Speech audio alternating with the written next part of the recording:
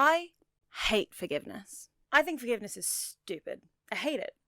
Genuinely. But before you get offended, it's not because I don't believe it's worth doing or that it can't be helpful.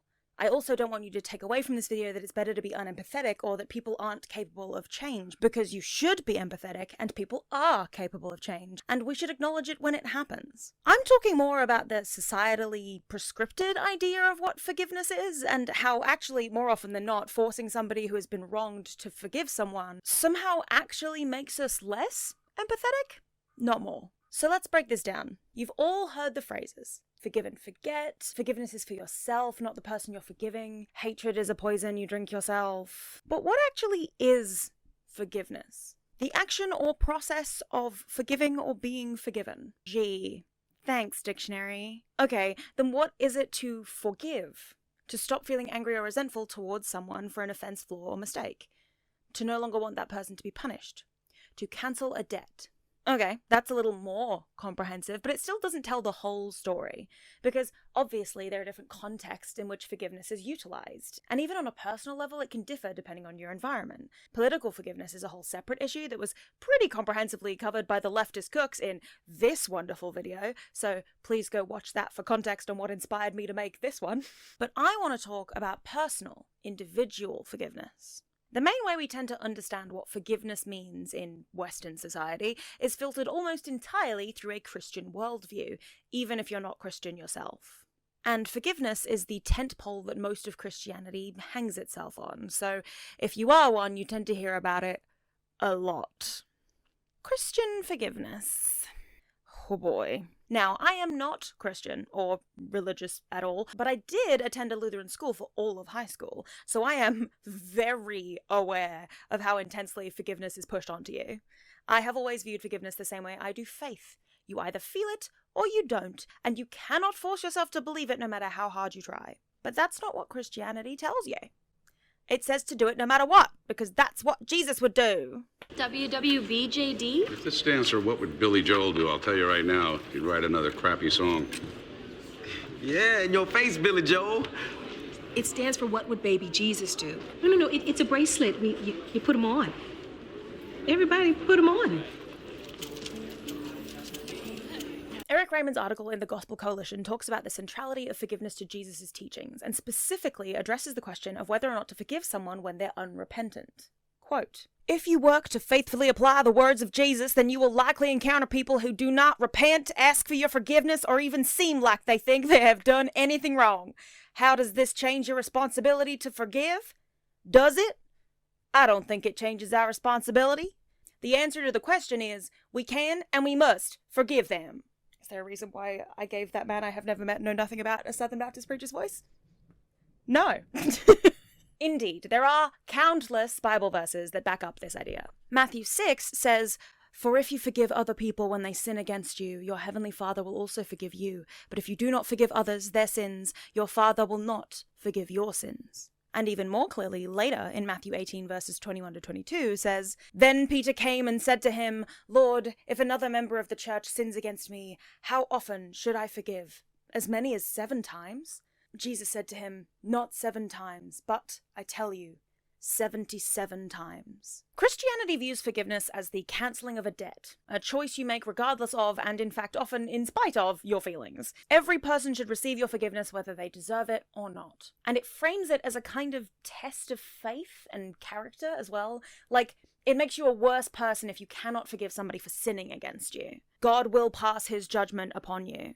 It also, wrongly, makes it into an uphill battle. There is a lot of emphasis on maintaining your forgiveness after the fact, which are framed as tests from either God himself or Satan trying to stop you from turning the other cheek. As this article on the ABCs of Christian forgiveness states, Satan will try to steal your peace. Only the indwelling Holy Spirit can provide you with the grace and strength needed to maintain a heart of forgiveness. And even though you may never completely forget the sin against you, at least you can remember that you forgave the offender. After you forgive, your attention should be on God. It should not be on the offender or the offense. Every time the hurt or scars of the person's offense come up inside you, you can pray, God, I've forgiven them. It is over. There are new things you want for me now. God, you know all the consequences of that action. I'm entrusting all those needs into your hands. I trust you to provide everything for your glory. The glory? No, the glory's revenge narrative. God would say no to that. I don't really think I need to point out that if you've really forgiven somebody, their sins shouldn't still be preying on your mind afterwards, because if you've truly forgiven them, then you will have moved past it. But this is how Christianity frames it, as if your conscious choice to forgive is more important than anything, including any reparations or repentance the guilty party chooses to do or not do. Which is how you end up with people who have vocally forgiven others, while internally resentment builds and builds and builds and builds inside them until they explode. I'm not speaking from experience at all, because they never actually forgave anything. They just convinced themselves they had to, because that's what good people do. This is not a good strategy for living a fulfilling life. I do not think enough people talk about how weird Christian forgiveness is. Like, okay, I went to a Lutheran school in Australia.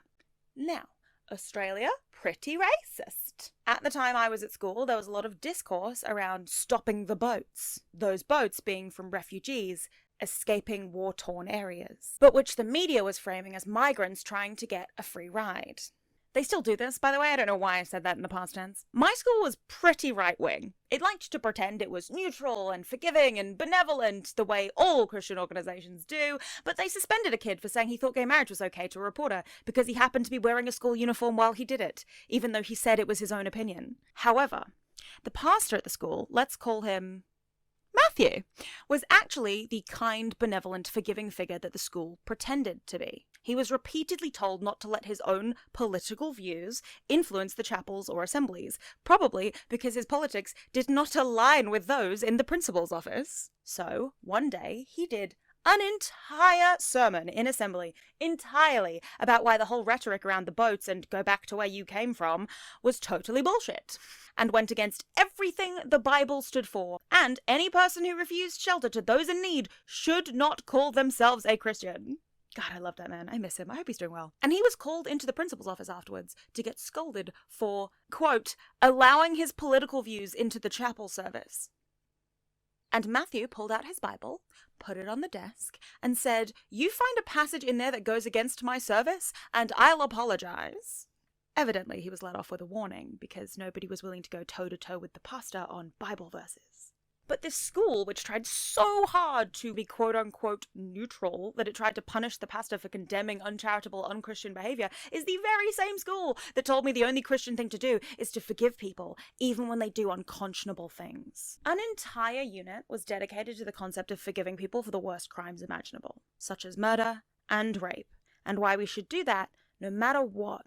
We were read stories of people who forgave their children's murderers. We watched footage of real-life criminals granted forgiveness by preachers for repenting their sins. Very specifically, I remember having to sit through the entire 30-minute final interview with Ted Bundy, where he blames his serial killings on his addiction to pornography, and talks about finding forgiveness for his sins through God. Ted, as you would imagine, there's tremendous cynicism about you on the outside, and I suppose for good reason. I'm not sure that there's anything that you could say that people would believe. Some people would believe. Yeah. And yet, you told me last night, and I have heard this through our mutual friend John Tanner, that you have accepted the forgiveness of Jesus Christ and are a follower and a believer in him. Do you draw strength from that as you approach these final hours? I do. I can't say that it's going to be being in the valley of the shadow of death is something that I've become all that accustomed to, and that I'm strong and nothing's bothering me. Listen, it's no fun. Personally, I don't believe his repentance was real, but I also don't care if it was real or not. That doesn't unkill all those women or unterrorize their families or his victims who lived. It's not my job to forgive Ted Bundy. But I do remember, even as a 14-year-old sitting in that classroom, feeling a great injustice on behalf of his victims and his victims' families. That years after his death, his words were being used as a teaching moment for us about the benevolence of God, with no word from the victims at all. Forgiveness of murderers and rapists feels unfair, especially for those who have gotten away with it over and over and over again, because the universe has already allowed them to commit unspeakable atrocities. Why should I stop feeling angry about that? As I mentioned earlier, there are also numerous cases of people forgiving the people who murdered their children or spouse or family members, and that is something I will truly never understand. One woman, when interviewed about it, said, 70 times 77 we must forgive. That's what we were taught. That's what the Bible said. That's what we have to do. It's an everyday thing. It is hard. It is so hard, but you get through it. It eases the bitterness and the anger if you can wake up in the morning and think, forgive, forgive, forgive. Her mother agreed. It is a life sentence. What does bitterness do? It eats you up inside. It's like a cancer.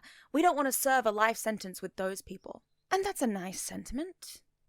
But all I can think about when I read it is, how would the person who died feel, knowing that their family have forgiven their murderer? No longer pursuing justice once it has been served, I understand, but forgiveness, especially the Christian kind, implies so much more than that. How would I feel knowing that? I think I'd be pissed off. Luckily, I don't have to worry about that because my mother said, and I quote, I would never forgive your murderer because all I'd be able to think about is you. You're the only person who can forgive that person. And if you're not alive to do it, then I'm not doing it for you. What kind of mother would I be otherwise? Big ups to my mum. And I'm not saying that these other parents and family members are wrong for forgiving, but this does lead me to an interesting point, which is the idea that forgiveness is to benefit you, not the person you're forgiving, and how that's total bullshit. Letting Go of Anger, or Luigi's Guide on How to Defeat Anger with the Power of Love. Do you know what's really funny about the title of this chapter? Is that I named it after that extremely famous meme long before Luigi Mangione, and now it's just perfect. When G spoke about why she forgave her son's killers, she likened bitterness to a life sentence or a cancer. She said she didn't want to live like that, and I understand that to an extent. There's only so much rage and pain and bitterness a person can hold before they burn out or explode. Sometimes you've got to let it go. At least a little. And in comes the Christian idea of forgiveness. You must forgive somebody in order to let go of anger. Okay, let's pretend this is true. Why must I let go of anger? Too much anger can hurt you, especially if it turns into resentment and you let it take over and ruin your life. But some anger is healthy. Anger isn't behavior, it's an emotion. What you do with that emotion is up to you, but as with most feelings, attempting to repress it almost always backfires. So, if your forgiveness isn't something you truly believe, you're not actually letting go of anger, you're trying to paint over it and hoping that's enough, I don't think it'll go well. If you do truly believe it, that's great, but that's a lot rarer than people will have you believe. Obviously, there's the famous argument that being angry at somebody is only affecting you, i.e. holding on to anger is like drinking a poison and expecting the other person to die. A quote often misattributed to both Buddha and Carrie Fisher, but which seems to find its origins, at least in that syntax, from author Malachi McCourt, and even further back in slightly different parlance, from Emmett Fox in his 1938 Sermon on the Mount. And here's the thing. I understand that idea in theory. Don't let resentment take over your life sounds like a good piece of advice. Up until the very moment it allows you to ruin your own life. Because anger is a response to negative stimulus, and sometimes it's unreasonable. But sometimes it isn't. Sometimes you're right to be angry, because the anger is what tells you you're being wronged. I spent 15 years doing everything I could not to be angry because my father used his anger as a weapon to hurt me. So I saw all anger as holistically bad, because I'd only ever seen it used in that context. And the world around me didn't help. As somebody who's worked in customer service since I was 13, the only other times I'd seen anger displayed in public was by people who were taking their frustrations out on me or other workers. Anger, through my eyes, was all bad. Calamity Ganon type deal.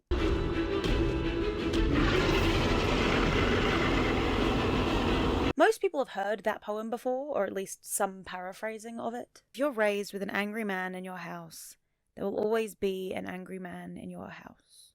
You will find him even when he is not there. And if one day you find that there is no angry man in your house, well, you will go and find one and invite him in. And it's true.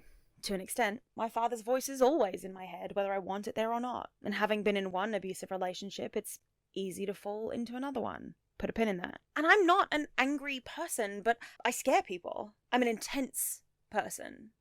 Because what's that John Mulaney quote? I'll keep all my emotions right here, and then one day I'll die. I don't particularly want to be that kind of person either. And in order to do that, I have to allow myself to feel my feelings. I had to learn how to feel that emotion without rejecting it, because by trying to tamp it down for so long, all it did was hurt me. It compressed into a diamond of self-loathing in the center of my chest, where everything in the world was my fault, and the more I pushed the anger down, the bigger that diamond got, until it became too much. Eventually, I had to learn how to feel anger and then let it go. The healthy way. The right way. I wrote a poem about it, as I am wont to do. I never learned how to be angry. You were a teacher, but I never wanted to learn that lesson from you. Didn't like your methods or the terminology, hated the energy it took, and feared the end results. Instead of learning how to be angry, I learned how to be frustrated. How to internalize everything until I wanted to die, and became practiced in the art of running away. Conflict leads to anger, and I never learned how to do it, so I avoid it at all costs. Bury any sparks of it in the dirt so they don't catch, and run in the opposite direction from the smoke. I know anger isn't always a bad thing, that people get angry every day, that sometimes it's for the better. But when I look in the mirror and see your frown, I push the anger back inside so I don't see you in my reflection. I want to be angry. I do. But you taught me wrong, so now I only white-knuckle frustration through every problem, and it's harder this way. But at least I don't see your set in my jaw. Even if it means I hate myself more. I want to relearn how to be angry. To unpick all the lessons you taught me with your open palm in the air and let myself feel the way I'm supposed to. I want to get mad and not feel guilty about it, to revel in rage for once in my life. I want to be angry without hurting myself. More importantly, I want to be angry without hurting anybody else. To feel the emotion and then let it go and come out the other side as the same person. Instead, I still only see you. Not letting myself get angry in the moment led to so many situations where I screwed myself over. Relationships I stayed in too long because I was used to just putting up with behavior that negatively impacted me. Relationships that might have been salvageable if I'd been able to communicate those annoyances when they happened, instead of letting them build over time into unscalable resentment. And worse, relationships that became abusive because I wasn't able to stand up for myself. The poison I swallowed myself was anger. Not because I felt it, but because I forced myself not to. That's what's been poisoning me. And I've only started to feel more like a person again since I stopped pushing it down and started letting myself feel it. Because if you actually acknowledge it, you can decide whether or not it's reasonable, instead of framing all angry responses as the same and dismissing them out of hand. Because as Neely put in their video, forgiveness is political. Forgiveness and moving on and putting this down, that's all just more unfair burdens on you, the person who has been harmed. It places all the responsibility on your shoulders, and it does it with a placating voice like it's trying to help you. Holding on to anger is like drinking a poison and expecting the other person to die. Okay, but his anger affected me, too. He didn't drink poison, he poured it directly down my throat. So what do I do with his leftover anger? How do I recover from a lifetime of absorbing poison from the person who was supposed to supply me with the antidote? I'm still angry at my father. And I have every right to be. This is not up for negotiation. And my anger and my feelings and my forgiveness are not up for negotiation. Neither are yours. Nobody gets to hurt you and then tell you they didn't, or ask why you aren't over it yet. And nobody who isn't you gets to question your decision either. If it comes to the point where you cut every single person in your life out and are extremely isolated, consider seeking out therapy. But outside of extreme cases like that, your forgiveness shouldn't come just because outside forces pressure you to, whether that's a religion, society, or a specific person. Many of us are walking around feeling broken for not being able to forgive. But you're not broken. You're not broken. The voices that call for model victimhood and tell you to buck up and get over it are the same that disempower you in the first place. Because we're social animals and we rely on other people and we have to obey social rules, an unequal society makes obeying those social rules, including forgiveness, deeply unfair. I also think it's totally possible to let go of anger without forgiving somebody. The Christian version of forgiveness isn't just about anger, it's also about that very important cancelling of a debt. Somebody wronged you, so there's a deficit between you. Whether or not their actions are worthy of bridging that gap is up to you, but you don't have to be angry about it forever. You can stop being annoyed at them and still not allow them to be anywhere near you. They can still be in the wrong even after you move on. You can let go of anger and they can still owe you that debt. But society has warped this into one thing. Like, the moment you stop being angry, that automatically cancels the actions of the other party. And those assumptions compound. That's where societal pressure to forgive starts to feel icky. Because forgiveness is a short step to letting them back in your life again, and as somebody who's been there and done that far too many times, take it from me, it is never worth it. Look what you made me do. Look what you made me do. If you recognize this shirt, that's because you're a real fan and you watched my 4-hour epic about the male loneliness crisis. I've started off this section irritated because when I googled that phrase, most of the results on the first page of Google were about how to forgive your abuser. Hey, Google, not what I asked. Fix your search engine. In case you're unfamiliar, the cycle of abuse looks like this. Stage 1, building tension. Stage 2, an incident of abuse. Stage 3, reconciliation. Stage 4, calm, which then leads directly back into stage 1. If anything, calm is really the initial stage, especially at the beginning. What this means in practice is that your abuser will start off calm and nice and even sweet and loving, and then it will shift into something else. From there, it's a very quick turnaround to full-blown abuse, whether that's verbal, physical, or sexual, and then they apologize and things go back to normal again for a while. Eventually, however, the piece of shit will decide they're bored, or they'll find something you've done wrong again, and the cycle starts over.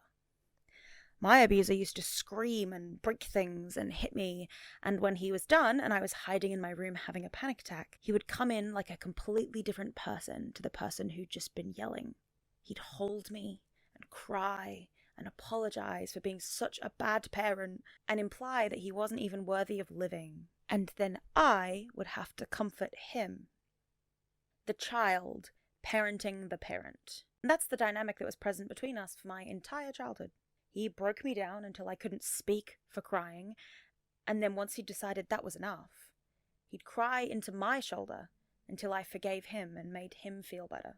I wanted to leave so many times, but every time I got close, he'd apologize and grovel until I felt bad for wanting to leave. He's my dad. He loves me. How could I walk away? Besides, I forgave him for the last time he yelled at me, so I can forgive him for this one, too. On and on and on. I finally did cut him off when I was 17 and had already moved out, and only because he did something I couldn't get over.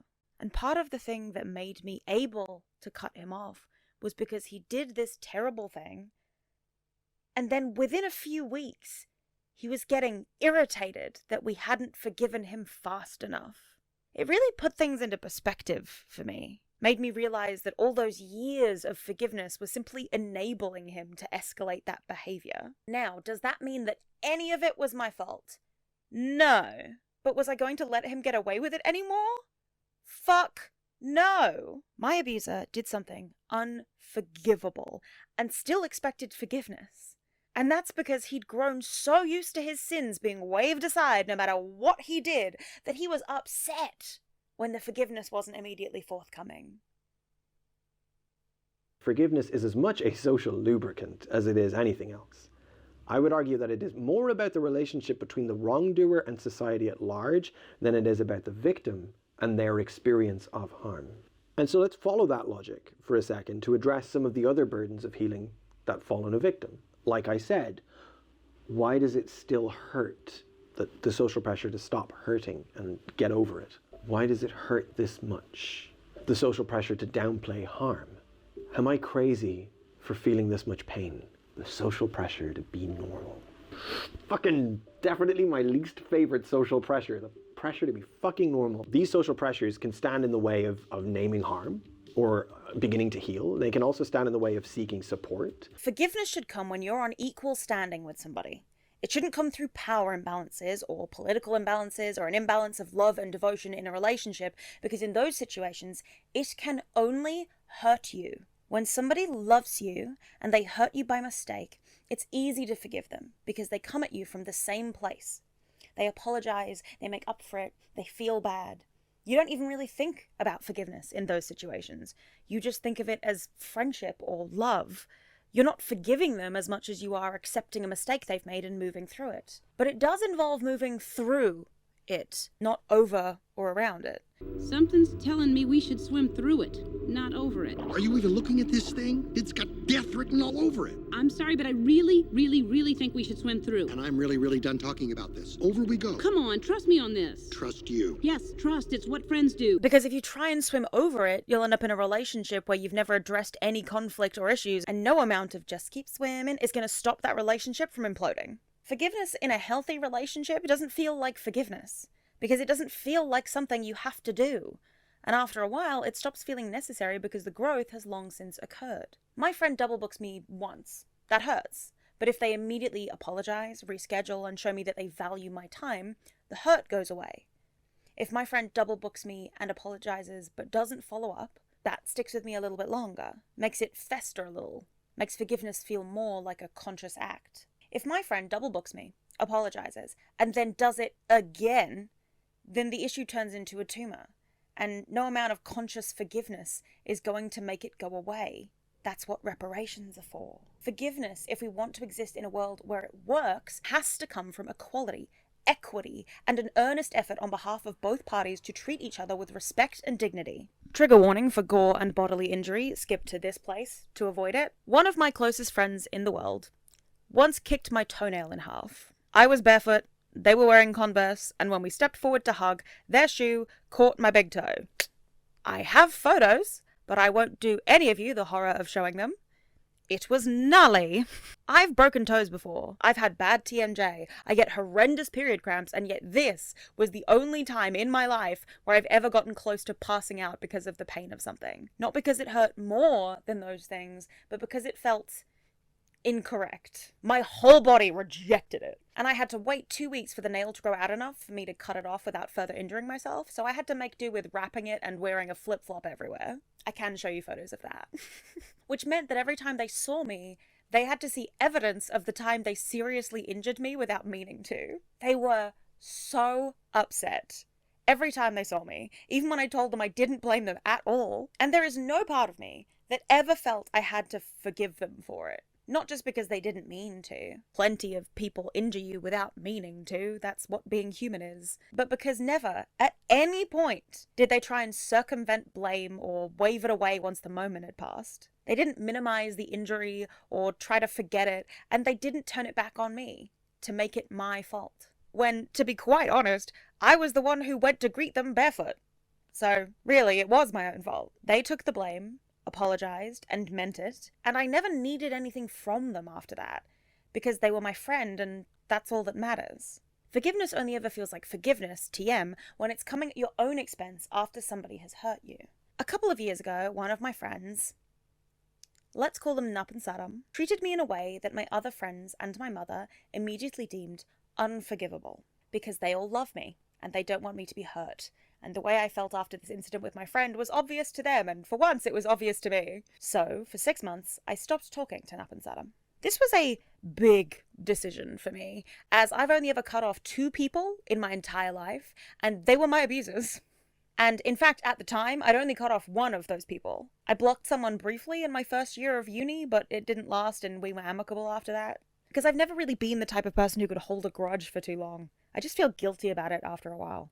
Thank you, childhood trauma. I shouldn't, but we will get to guilt in a minute. I didn't even manage to fully cut Nup and Saddam off, because I didn't think they were a bad person.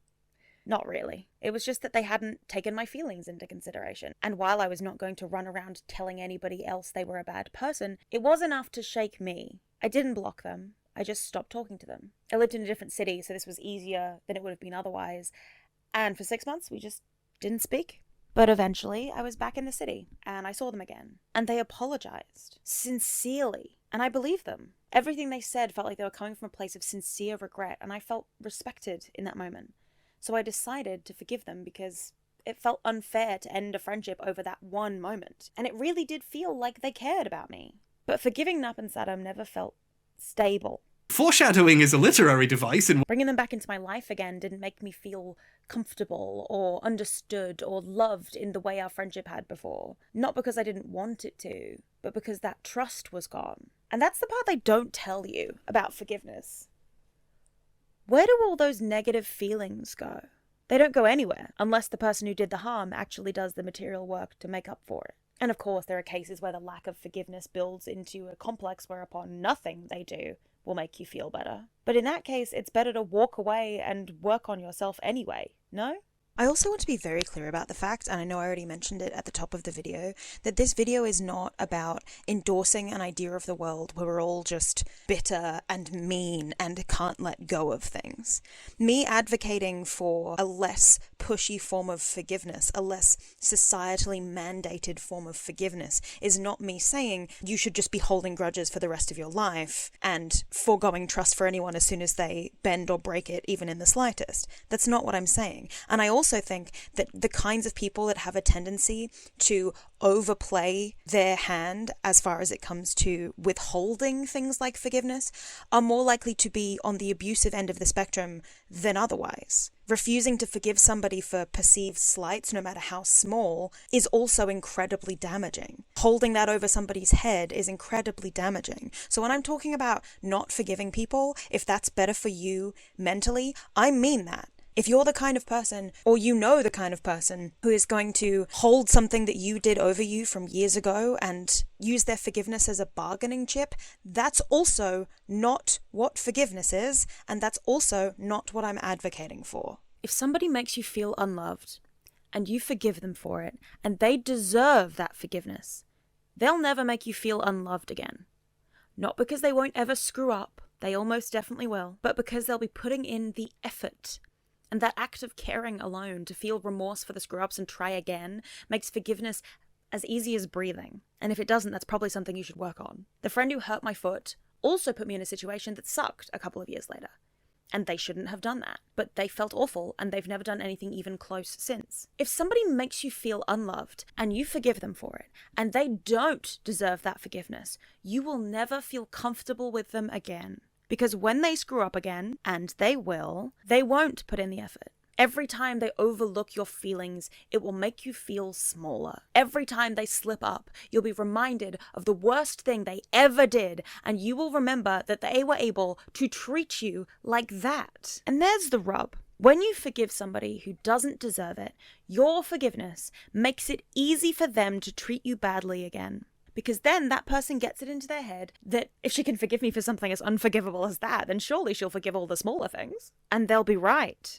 Because I set a precedent of the things I will forgive. It's not as bad as that thing they did, so why am I so upset now? I forgave them for that, so I'm petty if I don't forgive them for this. On and on and on until I'm in an abusive relationship again. But even before you get to abuse, it's just not a good relationship to be in. There's an imbalance. Forgiveness hasn't fixed anything, it's made it worse, because now you're trapped in a relationship with somebody who doesn't value you as a person, and you can't think of a good enough reason to cut ties, because you forgave them for the worst thing they ever did to you. So if you can't put up with the rest of it, you're a bad person. You're petty, you're vindictive, you're being unfair. But it's not unfair to take care of yourself. And even if it is petty, so what? You wouldn't notice the petty things if you weren't being bothered by the underlying truth of it, which is that they don't care about you as much as you do them. You think wives end up on Am I the Asshole asking if they're in the wrong for asking their husbands about the dishes because the dishes are the problem? The Iranian yogurt is not the issue here. It's the disrespect. There's a reason why the Iranian yogurt is not the issue here has become a rallying cry about relationships on Reddit. Very rarely do blow-ups about small things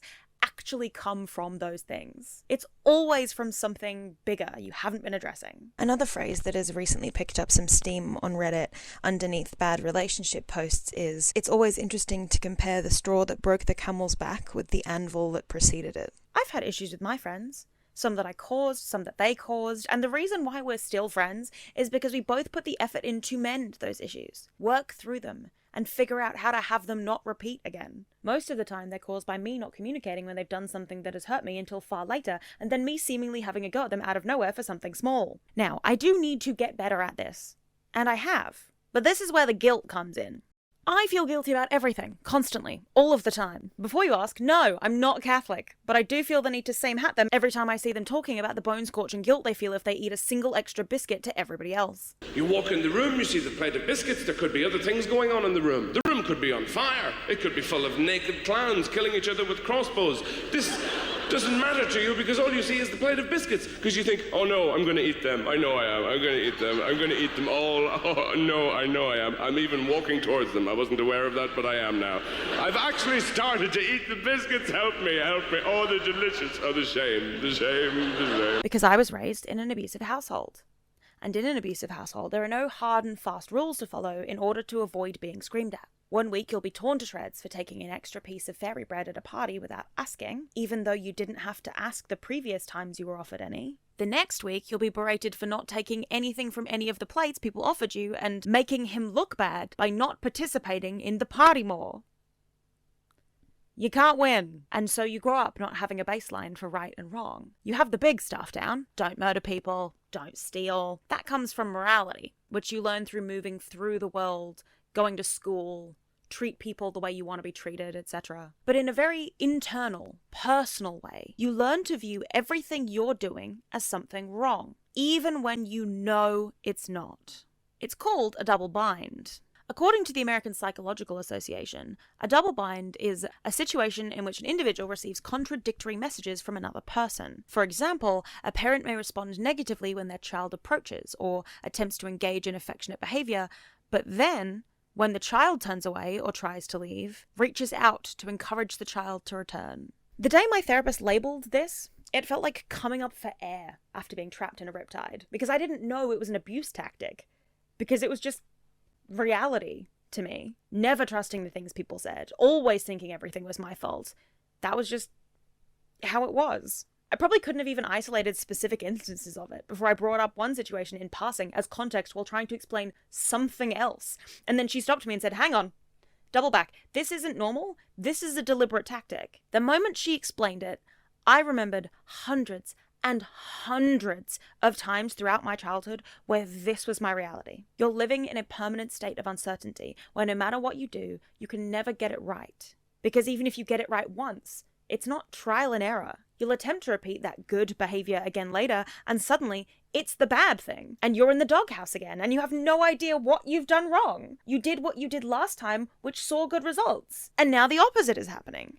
It's infuriating. And importantly, it's perpetually destabilizing, because even after you get out of that situation, that fear and guilt never goes. Every interaction with every person is tinged with this feeling of self-condemnation for daring to ask for anything, whether it's a favor or just their attention. I hate appointments and phone calls. I'm anxious every time I organize lunch with a friend I haven't seen in a while, even if they're the one who asked for lunch, because I'm convinced they don't actually want anything to do with me. As I said in my autism video, I have to be funny all the time, because if I'm not entertaining, then I don't deserve anybody's attention or friendship or compassion. I have to be useful. I'm the kind of person who will drive to pick you up in the middle of the night, no questions asked.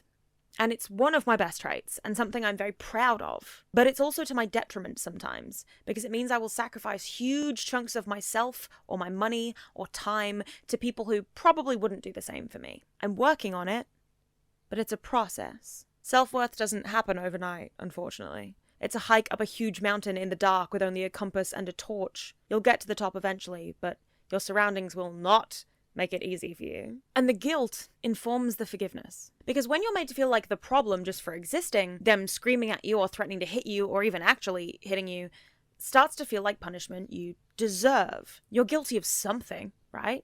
You did take that fairy bread without checking with him first. It doesn't matter that he didn't require you to ask before the previous snacks. You should have read his mind and known that the fairy bread was a step too far. Not to mention, as part of the abuse cycle, after they've screamed or broken things or hit you, they break down and cry. They apologize and flagellate themselves in front of you, position you above them so that Only you have the power to make them feel better for what they've done, which in turn makes that your responsibility. You feel guilty that they feel bad, and they use that guilt to manipulate you. "I'm sorry I'm a bad dad" isn't said because he thinks he actually is. It's said because he knows it will make me rush to assure him he's not. She's reaching out for her healing because he's clearly healed and moved on. It's her. Like, that's why she's being persistent. It's like she is unsettled with it in her spirit. And so, like, she needs to reconcile. Like, it's like, "Oh, we'll bring your wife." And I'm like, well, that's not about him then. It's about you. Exactly. And, like, you need to do that without involving him. When they take on fault or blame, it's specifically because they want you to take it off their shoulders. They want you to do it consciously, to get in the habit of always forgiving their transgressions, and to get in the habit of apologizing for reacting badly, which in this case means crying or having a panic attack when trapped in a room with no exit and screamed at for 40 minutes about how fucking worthless I am. This also teaches you to feel guilty for perfectly normal emotional reactions to trauma or stimuli. A common phrase I heard if I got bullied into crying was, "Now you're just thinking of sad things so you can cry and make me look bad," which was never the case. And yet that accusation never stopped getting thrown at me. I started to feel like I had to justify my tears in the moment, despite it being an involuntary response to being abused. And trust me, "I'm crying because you're screaming at me" did not elicit a great response.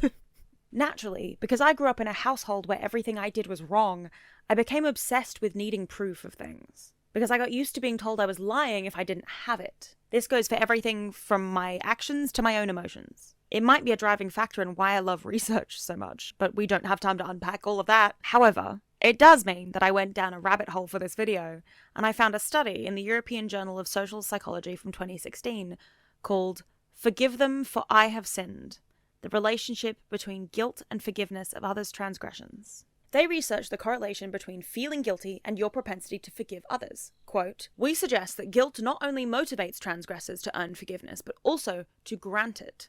That is, we suggest that guilty feelings triggered by one transgression can prompt forgiveness of another, unrelated transgression, a type of guilt we refer to as incidental. Because the source of the emotion is unrelated to the target of forgiveness, we propose that identification with the transgressor mediates this effect. Guilty feelings prompt the focal transgressor to identify with and subsequently forgive other transgressors.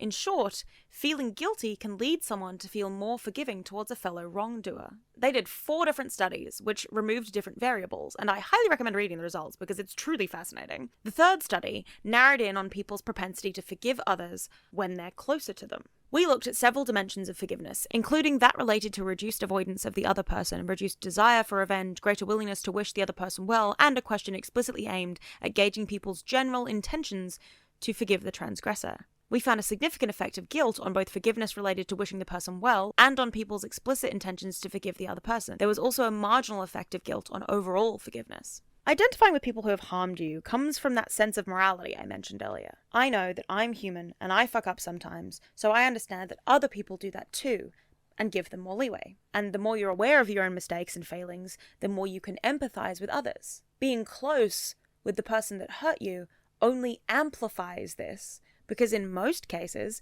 you'd like to think that you know that person well enough to know how they think and feel and offer more benevolence in the face of injury. When my friend hurt my foot, I forgave them because I knew they didn't mean to, and because I could see and feel how much my injury being caused by them was affecting them. When the Nap and Saddam did something bad enough to cut them off, I still gave them enough benefit of the doubt to rescind that action because I trusted their apology and their intentions. And I felt guilty for cutting them off, because that was an action I took. And I knew it had hurt them. Whether or not that hurt was justified, it didn't matter, because my actions had hurt somebody else.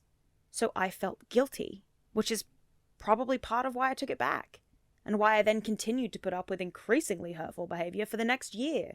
The guilt of any action I could have made to stand up for myself outweighed any sense of self-preservation I had. Of course, it didn't help that when we did start talking again, they repeatedly told me how much me cutting them off had hurt them and how unfair it was. That might have been part of it.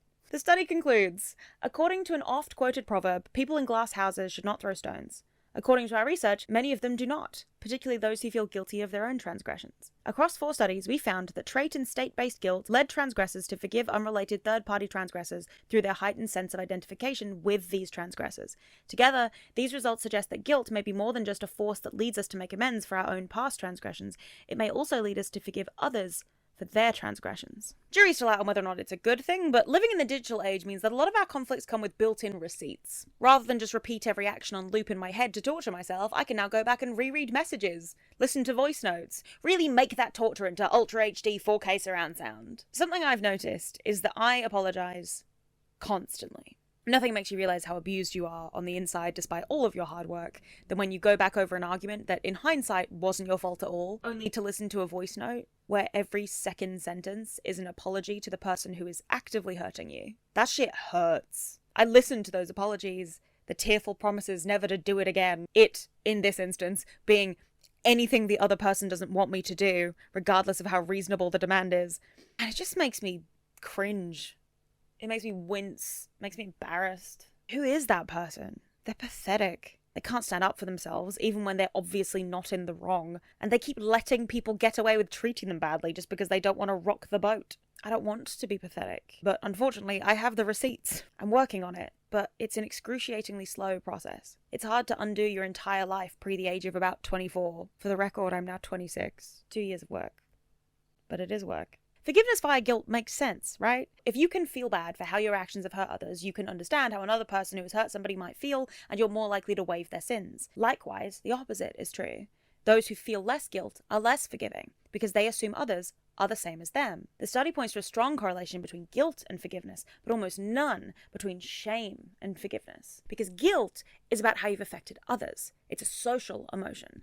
And shame is about how your actions have reflected on you. In that situation, you're only thinking about yourself. It's why your abusers can be so flippant about things they did that have affected you permanently, and why they'll go ballistic over something you've done that could embarrass them. Because knowing you've done something wrong and feeling bad about it are two completely separate things. Likewise, feeling wronged and actually being wronged are also two separate things. Not to sound like Ben Shapiro, but your feelings are not facts. And I think we all collectively need to relearn the massive difference between feeling hurt and being wronged. Somebody can upset you without realizing it, due to a miscommunication or a mistake, and you're entirely within your rights to feel hurt about that. But that doesn't mean they actually wronged you or caused you harm.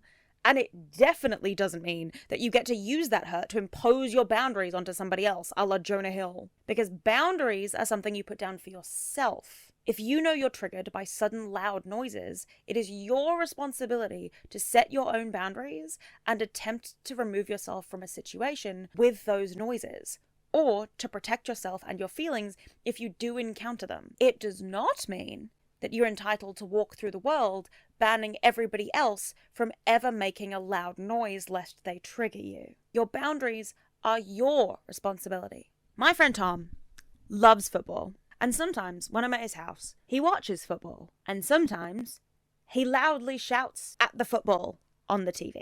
Now, it doesn't matter whether this yelling is positive or negative.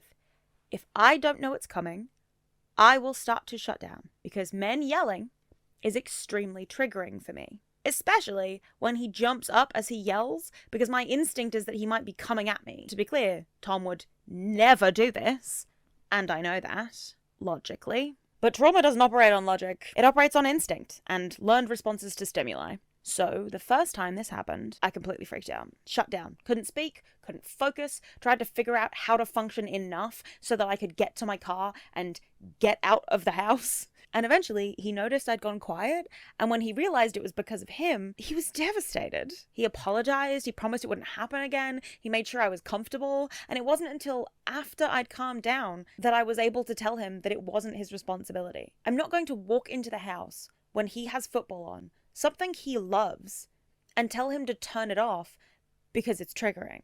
That's not a boundary. That's an imposition. My boundary is timing my visits, so I'm only hanging out when there's no football, or going for a long walk or to see a movie when the football is on to avoid putting myself in a potentially triggering situation. My boundary is about me and my behavior. And he can help me enforce that boundary by telling me in advance of me coming over that there will be a match on and that it's up to me what I do with that information. In the moment where a man stood over me and shouted, I felt hurt. I felt scared and upset and miserable. But he didn't do anything wrong.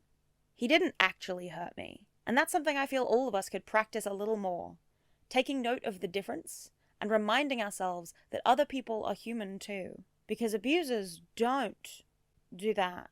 There are people on earth who only think about themselves and their feelings, which is why they feel entitled to ask things like, aren't you over that yet? Or, I've already apologized, I thought we were past that, even when they've done no material work to fix it, or even checked what your boundaries around those situations might be.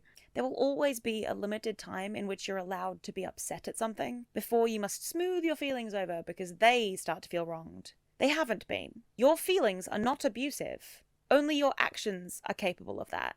But because things haven't gone back to normal to them, it feels abusive. Because their gauge for what is and isn't abusive is skewed.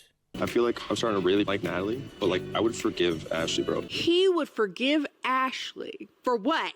What are you forgiving her for? From what I understand, it's her telling people that he's a piece of shit. He would forgive her for that, even though he's been a piece of shit. He cannot wrap his head around how her reaction of, wow, this ain't shit, is a reaction to the things that he did. And instead, thinks of them as completely unprovoked offenses to him and his character, and that it's something that he needs to forgive. You're terrifying. Oh my God. Putting a timeline on my forgiveness or pestering me about it is the fastest way for me to do an immediate 180, even if I was on the verge of forgiving you, similar to how telling somebody to calm down when they're angry will only ever make things worse. After I forgave Nup and Saddam, things went back to normal, and after a while we had a conversation about how hurtful my silence had been for them. Not about how they felt bad knowing how upset I was, how upset they were that I stopped talking to them.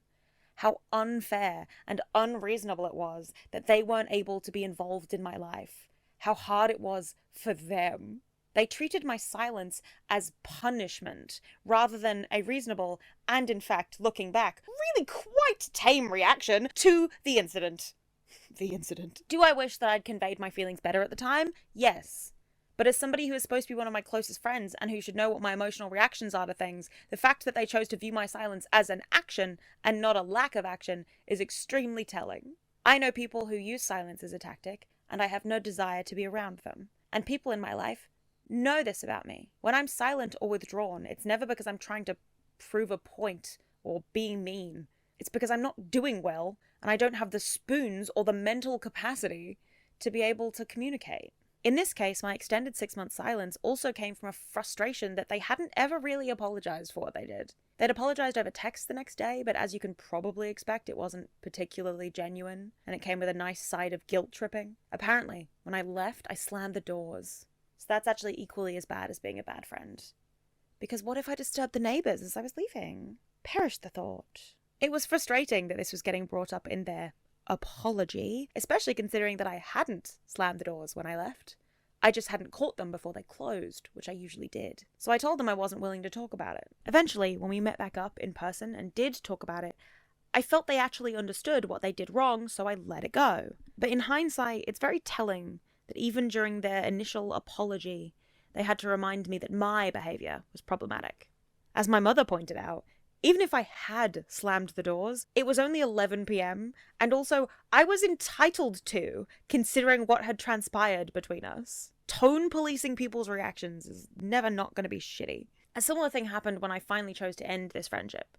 I cut Nap and Saddam off, and actually blocked them this time, after sending a message telling them I'd be doing this. A few weeks passed in relative silence, and then their partner, who I had also been friends with, sent me a message that was clearly narrated by them, reframing our entire friendship in a way that made me the bad person that they were putting up with, up to and including taking things that they did and pretending I did them. The big one being sexualizing our friendship, which is hilarious, partly because, as is well documented on this channel, I am asexual, but partly because if you asked other members of our friend group at the time, they'd all attest that Nap and Saddam was the only one making sexual overtures. And then, after all of this literal slander, or libel, I guess. Slander is spoken.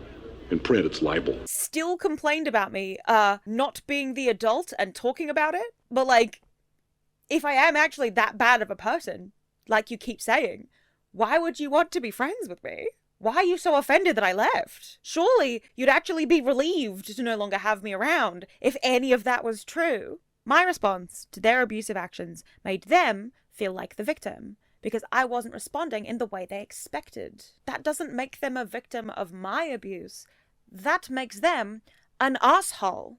If somebody hurts you, you don't have to forgive them just because your lack of forgiveness makes them feel bad. In fact, if they make you aware of how bad it feels to be held accountable, they're probably not worth the forgiveness. This also means that nobody ever has to forgive you for doing something wrong, even if it was an accident.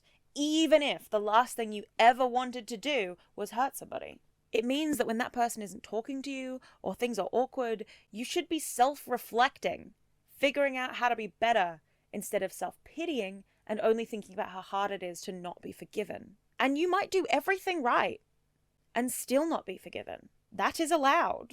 If you are not forgiven, if the person you have wronged cannot and does not forgive you, if you are not sure that you have done everything you possibly can to make this thing better, true transformation, beyond what you ever thought possible, you're doing it all, and the person you hurt still never, ever forgives you, cope. Because, and I cannot stress this enough, somebody else's feelings do not wait for you, and they do not owe you that grace.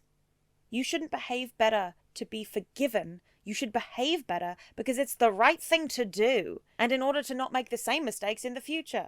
Hate boys being like, oh, being nice doesn't reap any rewards. You're doing it for rewards? You're not just doing it to be a good person? What's wrong with you? But why does society expect us to forgive anyway?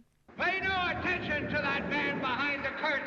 I've already talked about Christian forgiveness and how it shapes a large part of the societal perception of wrongdoing and accountability, and I've also briefly discussed the structural forgiveness that the leftist Cook spent time on in their video. Again, everybody go watch that. But now I want to talk about how your identity affects society's approach to how you should behave.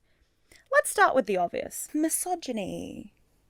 And as an extension, trans misogyny, misogynoir, all the umbrellas. Under patriarchy, women are expected to be subservient to men. In the 21st century, this doesn't necessarily mean in the most obvious ways, although many men out there truly believe the old ways are best and want us back in the kitchen and no longer allowed to vote. But insidious misogyny is still misogyny. Women are taught, from a very young age, to minimize themselves in ways that men just aren't. If you want more perspective on this point in particular, you should go watch this video I posted in February because I put a lot of work into it.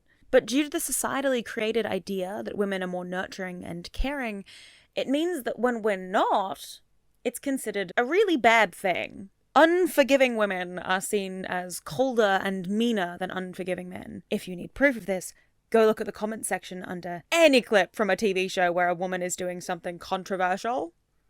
And then find a clip of a male character doing the same thing and check those comments. I promise you, it's night and day. Clark Griffin, in The 100, did a bunch of ostensibly unforgivable things over the course of that show. They would have told you if I had to. I had to. What did I do? And people tore her apart over it. Fans of the show, who claimed to like it, would spend hours of their time tearing apart the literal main character.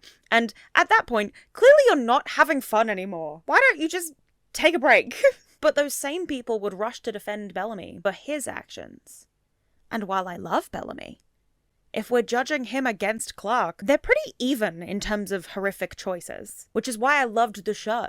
They were both imperfect, and the show, at least in the early seasons, did a good job of not actually taking sides and showing us why each of them believed they were the one in the right. I'm sorry for leaving.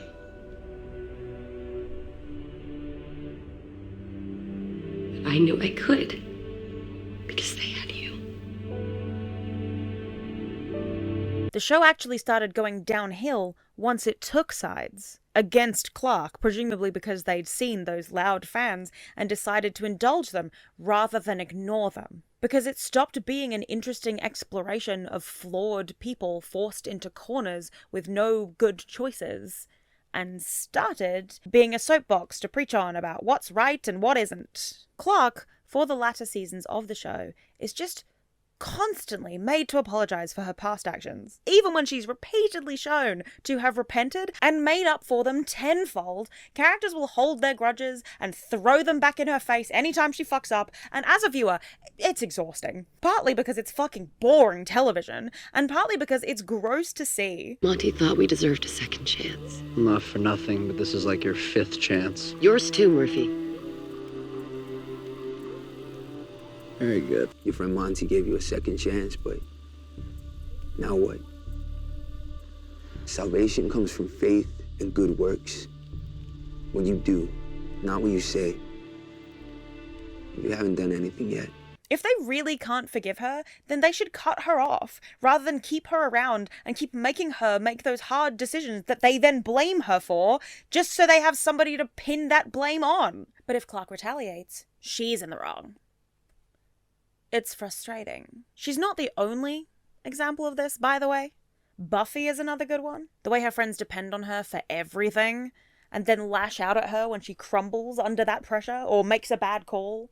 You're the one who said I should go. You said if I leave this house, don't come back. You found out who I really was, and you couldn't deal. Don't you remember? Buffy, you didn't give me time. Mom's not perfect, okay? I handled it badly. But that doesn't give you the right to punish me by running away. Punish you? I didn't do this to punish you. Well, you did.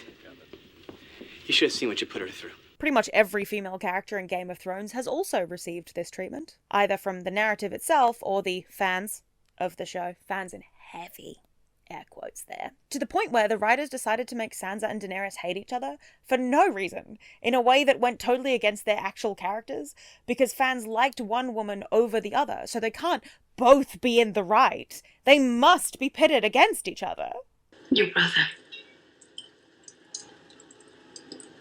He loves you, you know that. That bothers you. Men do stupid things for women. Now I'm here, half a world away, fighting John's war alongside him. Tell me who manipulated whom. Ugh! Skylar White, Korra from Legend of Korra, Betty Draper, Kira Yukimura, simply because she replaced the previous love interest despite being a great new addition to the team. Kira's better than Allison, I fucking said it. Yennefer, April from Gilmore Girls. Actually, a lot of women on Gilmore Girls, except for Revival Rory, who does actually suck. But even then, she got way more hate than her love interest Logan got over the course of the show for doing literally the same things he was doing. People are still ride or die for Logan, or even Dean, after they treated Rory terribly, but they'll come down on Rory for behaving the same as they do. Make it make sense. We have an agreement. What happens in Vegas stays in Vegas. We do. And when we leave Vegas, we forget about Vegas until we're back in Vegas, and then it's just us in Vegas until we're not. Throw me a rope, man. Revenge narratives are almost always male, too. I love revenge narratives, let's be very clear about that. They're the ultimate fuck your forgiveness narrative. What's not to love? But at the moment, it seems like for every 5 revenge movies with male protagonists, there's 1 with a female lead. Women feature in these movies, like V for Vendetta, or Django Unchained, or Leon the Professional. Oh, hey, Natalie Portman. But their plight is not the focus. The focus is on the man's revenge, even when he's doing things on a woman's behalf. John Wick is a franchise that's 6 films and a miniseries long, and we've only now gotten a movie where a woman is leading it. How do I start doing what you do?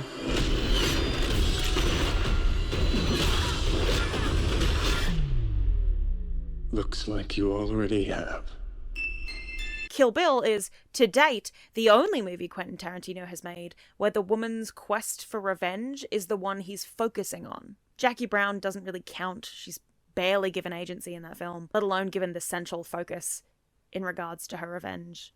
Death Proof might count, but it's one half of a double feature. We get the occasional Gone Girl or Ballerina. No, not the John Wick one, the Korean one that came out 2 years ago. 해야 할 일이 좀 있어요. 사냥 비슷한 거야. Icy blood should recall. Or a Revenge. When I was a little girl, my understanding of revenge was as simple as 2 wrongs don't make a right. Do you know how much I love you, Amanda? Infinity.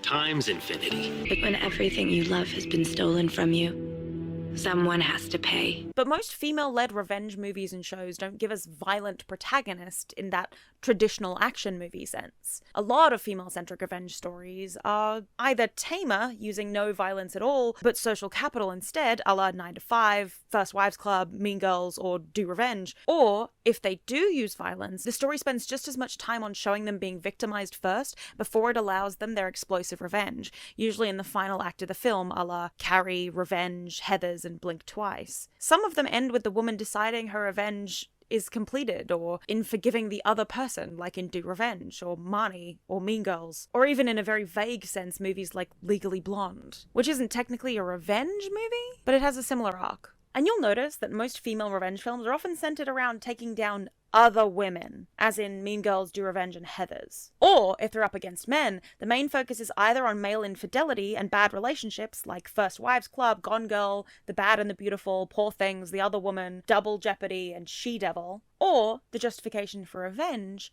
is sexual assault, which is usually used in films where they want the woman to be able to be more violent. I could write essays on the depiction of in films, but I don't need to because a bunch of other talented writers have already discussed it, so you should go check those out. But there seems to be this attitude that women are only allowed to be as violent as men if they or someone they care about has been abused by a man or men. Films like Promising Young Woman, The Girl with the Dragon Tattoo, Monster, Revenge, Blink Twice, Ballerina, the Korean one, Jennifer's Body, The Nightingale, even Lambs Have Teeth, MFA, The Perfection, I Spit on Your Grave, Last House on the Left, Blow the Man Down, The Dead Boyfriend Aspect of Practical Magic, A Vigilante, Bedeviled, Mrs. 45, An Eye for an Eye, as well as shows like The Judge from Hell are the most obvious examples of this. There's also the You Killed Someone I Care About plot, which is usually the main crux of male revenge stories. But when it comes to women, the story can't just kill off her husband. It has to also kill off her children, or hurt them in some way. Kill Bill, Peppermint, and The Brave One are great revenge films, but they all revolve around the grief of losing their children, not just their partner.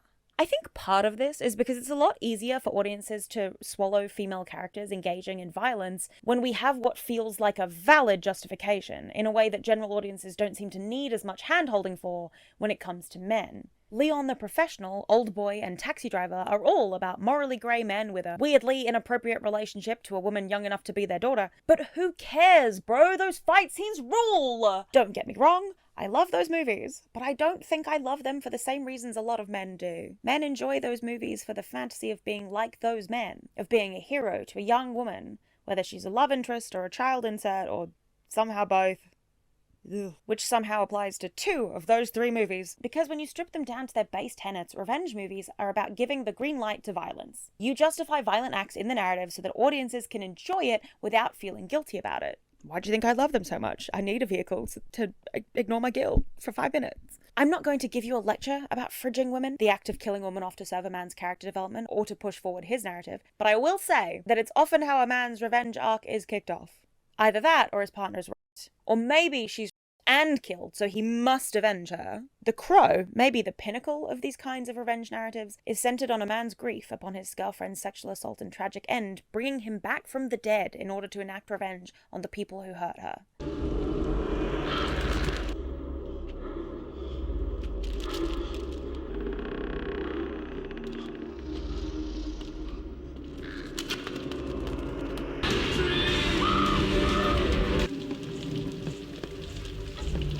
Halloween ain't till mañana. Why don't you tell me a story? A man and a woman in law. A year you killed them. On Halloween. Yeah, right. Okay, Halloween, yeah. Some dude, some bitch, whatever, man. Her name was Shirley. I just want him. Well, you can have him.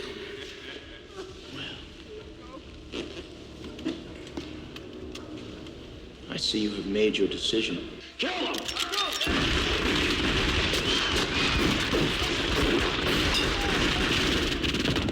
He's gone.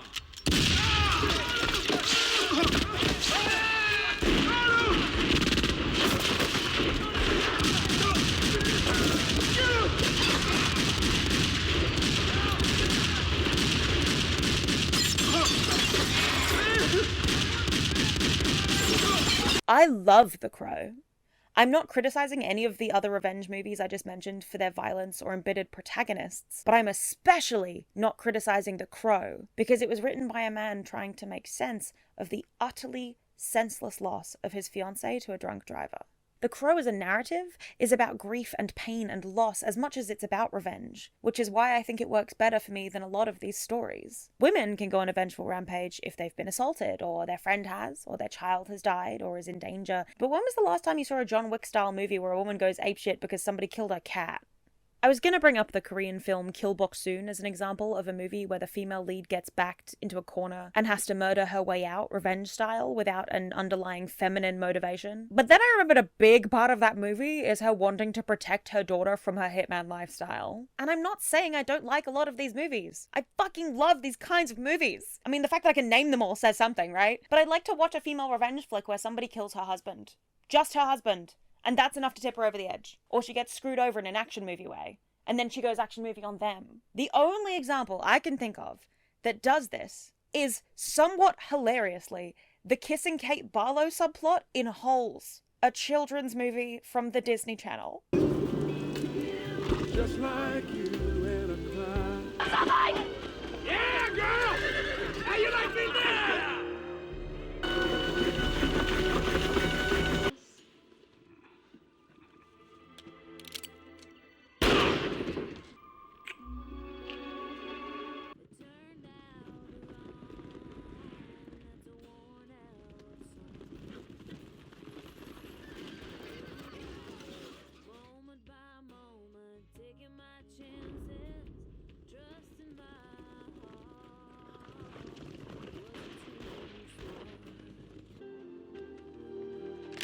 You got 5 seconds to tell me where you buried your loot. Hasn't rained here since the day they killed Sam. Now you better tell him what he wants. He's a desperate man. Go on, kill me. The lake goes on for miles. You, your children, and your children's children will dig for the next 100 years, and you will never find it. I'd watch an entire movie about Kate murdering racists to avenge the death of her true love. Holes is a perfect movie. In this essay, I will. But in media, in order to give the audience the justification for women to commit the same actions as men, we must give them much more harrowing inciting incidents. Because if a woman is just cold, if she just kills people because the world has hardened her against empathy, or because it's her job, audiences are less likely to sympathize with her than if you put a man in exactly the same position. Probably why they gave Bok-soon a daughter.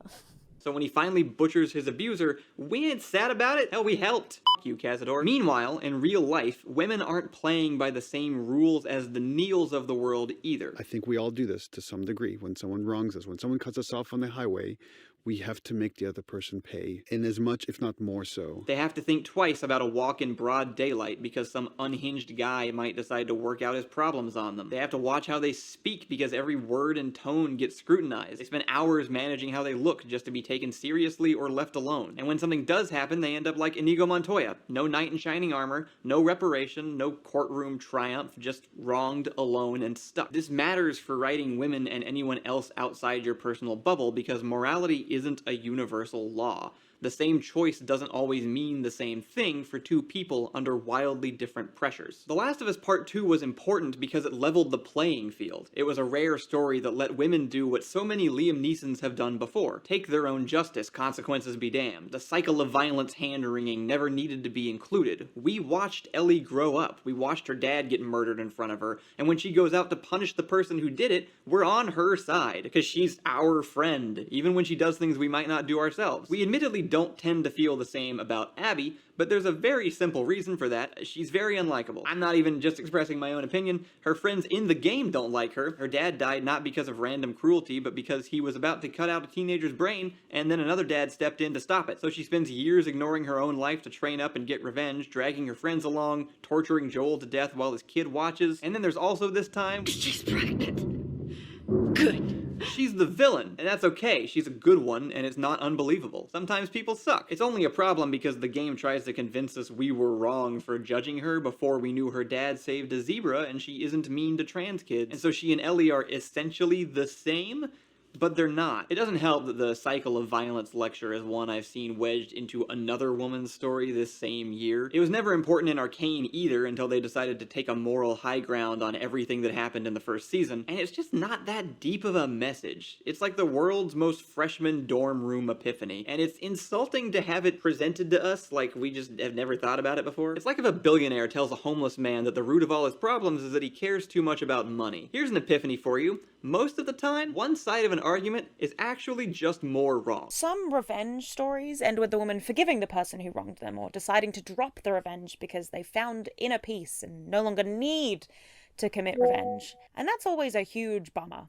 All the things the woman has to endure are framed as something that actually helped her get where she is, a la The Bad and the Beautiful, A Star is Born, and most of the network shows marketed at women. Carrie's terrible relationship with Mr. Big, who obviously doesn't give two fucks about her, is framed as the ideal she's working towards. Elena forgives Damon for a bunch of unforgivable shit throughout the Vampire Diaries. Ross's treatment of Rachel that somehow still ended up with the two of them together. And even in kids shows like Good Luck Charlie, where Spencer cheats on Teddy and she still takes him back. The narrative that guys that you're supposed to be with will cheat on you or screw you over or neglect you and it's okay because he's the one is beyond fucked. Those stories could all very easily become revenge stories, but instead, the women in them swallow their feelings for the sake of the other person or people involved. Because if she does hold a grudge, it won't take long for the audience to be put off by her. Hell, women in the public eye will have entire hate trains run on them when they haven't really done anything wrong except be too present in the culture. People get sick of them and then come up with reasons to hate them, down to just the way they talk or walk or emote.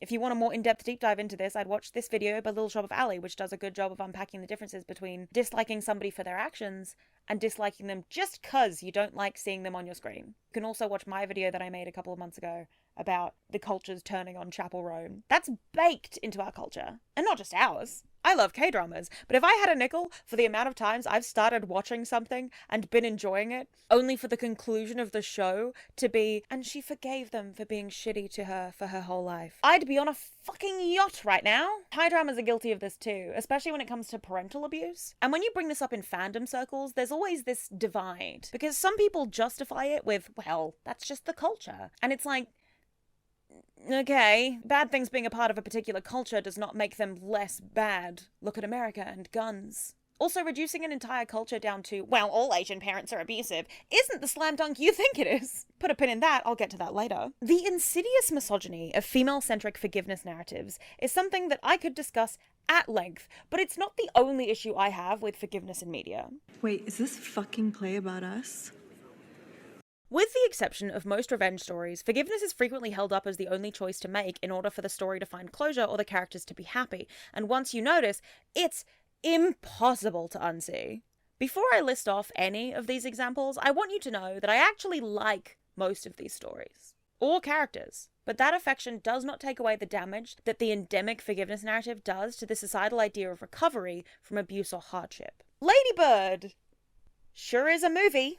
I like the performances. I even like the story to an extent, but it's a different viewing experience when you've had an abusive parent versus when you didn't. So many think pieces about the movie discuss it as a representation of teenage angst and rebellion. And as Lady Bird is held to be kind of an untrustworthy narrator, it's easy for them to buy into that idea. For somebody who had an overbearing, emotionally abusive parent, I was annoyed that Lady Bird reconnected with her mother at the end. I love you. Thank you. Thank you.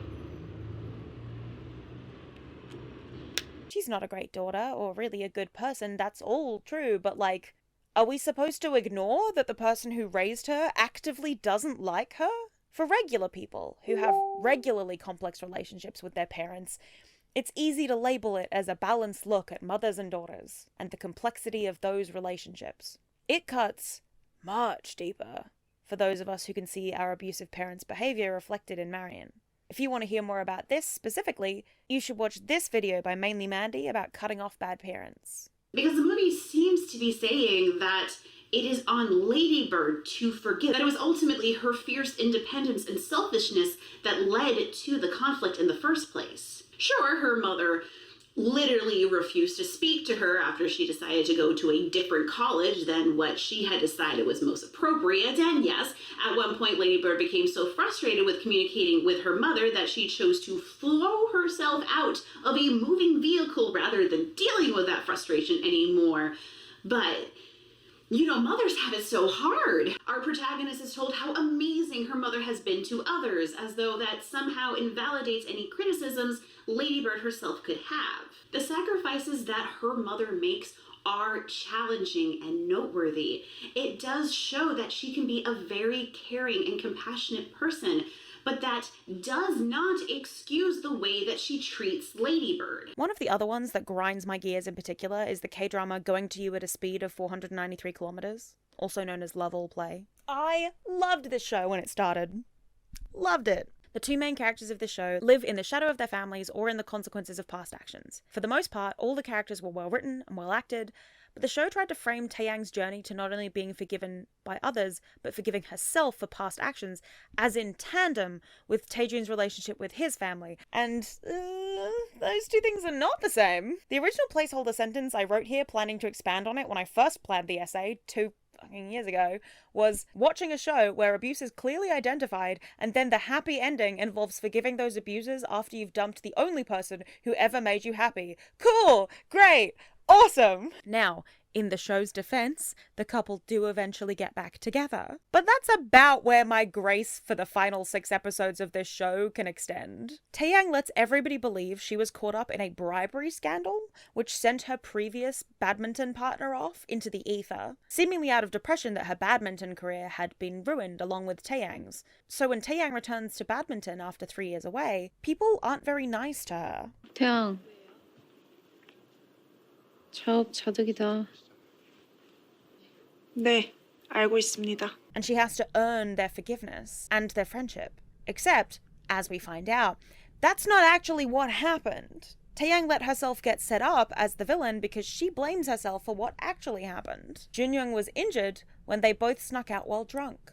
And the injury was career-ending, which was obviously Taeyang's fault for dragging Junyoung out there, and not Junyoung's responsibility at all. Am I being sarcastic enough? Since she's returned, she fell in love with Park Taejun, an absolute angel of a man who only wants her to be happy and forgive herself. What she doesn't know is that Taejun is Junyoung's brother, and that his parents have always treated him as lesser than her. So he would be on her side if he knew the truth, because his sister has always been self-centered. But Junyoung returns, and her return throws a wrench into their happiness because Taejun is absolutely not allowed to be anywhere near the person who ruined her career. He refuses to leave her alone, but when Taeyang finds out that he's her brother, she breaks up with him because she feels too guilty.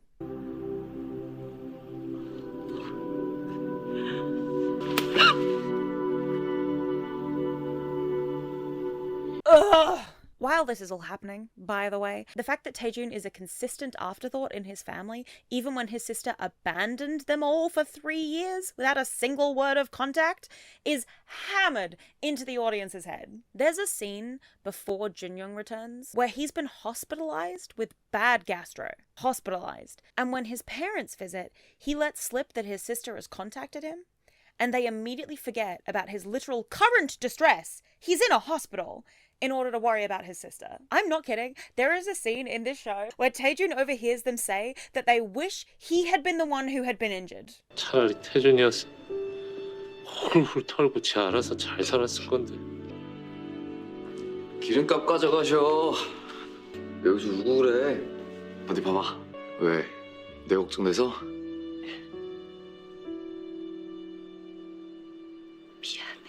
They justify this amongst themselves by saying that it's because he would have been able to get over it easily, while Junyoung could not. But like, can you imagine hearing your parents say that they wish you'd experienced a career-ending injury instead of your sibling? I'd never fucking recover from that shit. Are you kidding? Oof. It really doesn't help that his sister is such an unrepentant piece of garbage. Stigya. When she returns, she talks down to Taeyang, tells Taejun he's not allowed to speak to Taeyang, and treats her ex-boyfriend like a welcome mat to clean her feet on. 난 그때 그 기억 다 도려내고 싶거든. 그때 그 일 다 알고 있는 너도 그냥 보기 싫어. 너 싫다고. 그냥 싫어. 진짜 못돼 처먹었어 너는. She dismisses her parents' concern. Not that I care about their feelings, but seriously, these people ignored their other kid for you, and you can't even muster up the energy to pretend to care? But everybody worships her because she was forced to quit because of Taeyang, because she was an athlete in her prime who was unfairly cut down, because she's returned with a goal to coach new players. Isn't that so noble? When the actual truth of the situation that caused her to disappear is uncovered, Jinyoung loses public sympathy immediately. And not only that, but she's mocked for covering it up. And rightfully so, considering she ruined her partner's reputation to do it. But now that her reputation is ruined, she takes it out on everybody else. Once again, may I remind you that these were all decisions she made on her own. 참 한결같이 구질구질하다 너. 수고했다, 축하한다. 그 소리를 한 번 못 들어봤어. 미안해. 그럼 너가 해주면 되겠네. 은퇴 축하. 좀 늦었지만. This show is fucking infuriating. I had to record footage of the show to use in the examples I used, and just skimming through these last 6 episodes is like shooting my blood pressure through the fucking roof. This is infuriating. The sister is so selfish, she's so nasty, and she's just letting her parents ruin her brother's life because she's a selfish bitch. And oh, I'm so annoyed about it. I'm gonna have to calm down before I go from filming this to editing it, because once I'm re-editing this footage again, oh, Jesus Christ. And yet, we spent the first half of this show framing Taeyang's journey as a forgiveness arc? Girl, please. She had nothing to apologize for. But she did, again and again, to everybody who she spoke to. Good Christ! And then, when all is said and done, Taejun and his family all make up. And it's not until the very last scene of the show that it's implied that he and Taeyang finally find their way back to each other. I loved this show while it was airing, largely because it was framing Taejun's parents' behavior as actively shitty, and his sister's entitlement as a legitimate issue. And I spent every week waiting for them to address it. And then they just didn't. Everything ended happily for everyone. It's all sunshine and rainbows. They're all fine now. Except that his parents were never held accountable for their abusive, neglectful behavior. He forgave them because it's the right thing to do? That's easier? To me, it just looks like he's still in the cycle of abuse, which, isn't a happy ending, guys. 은메달 땄다. 나 항상 한 끗이 부족한 아들이지.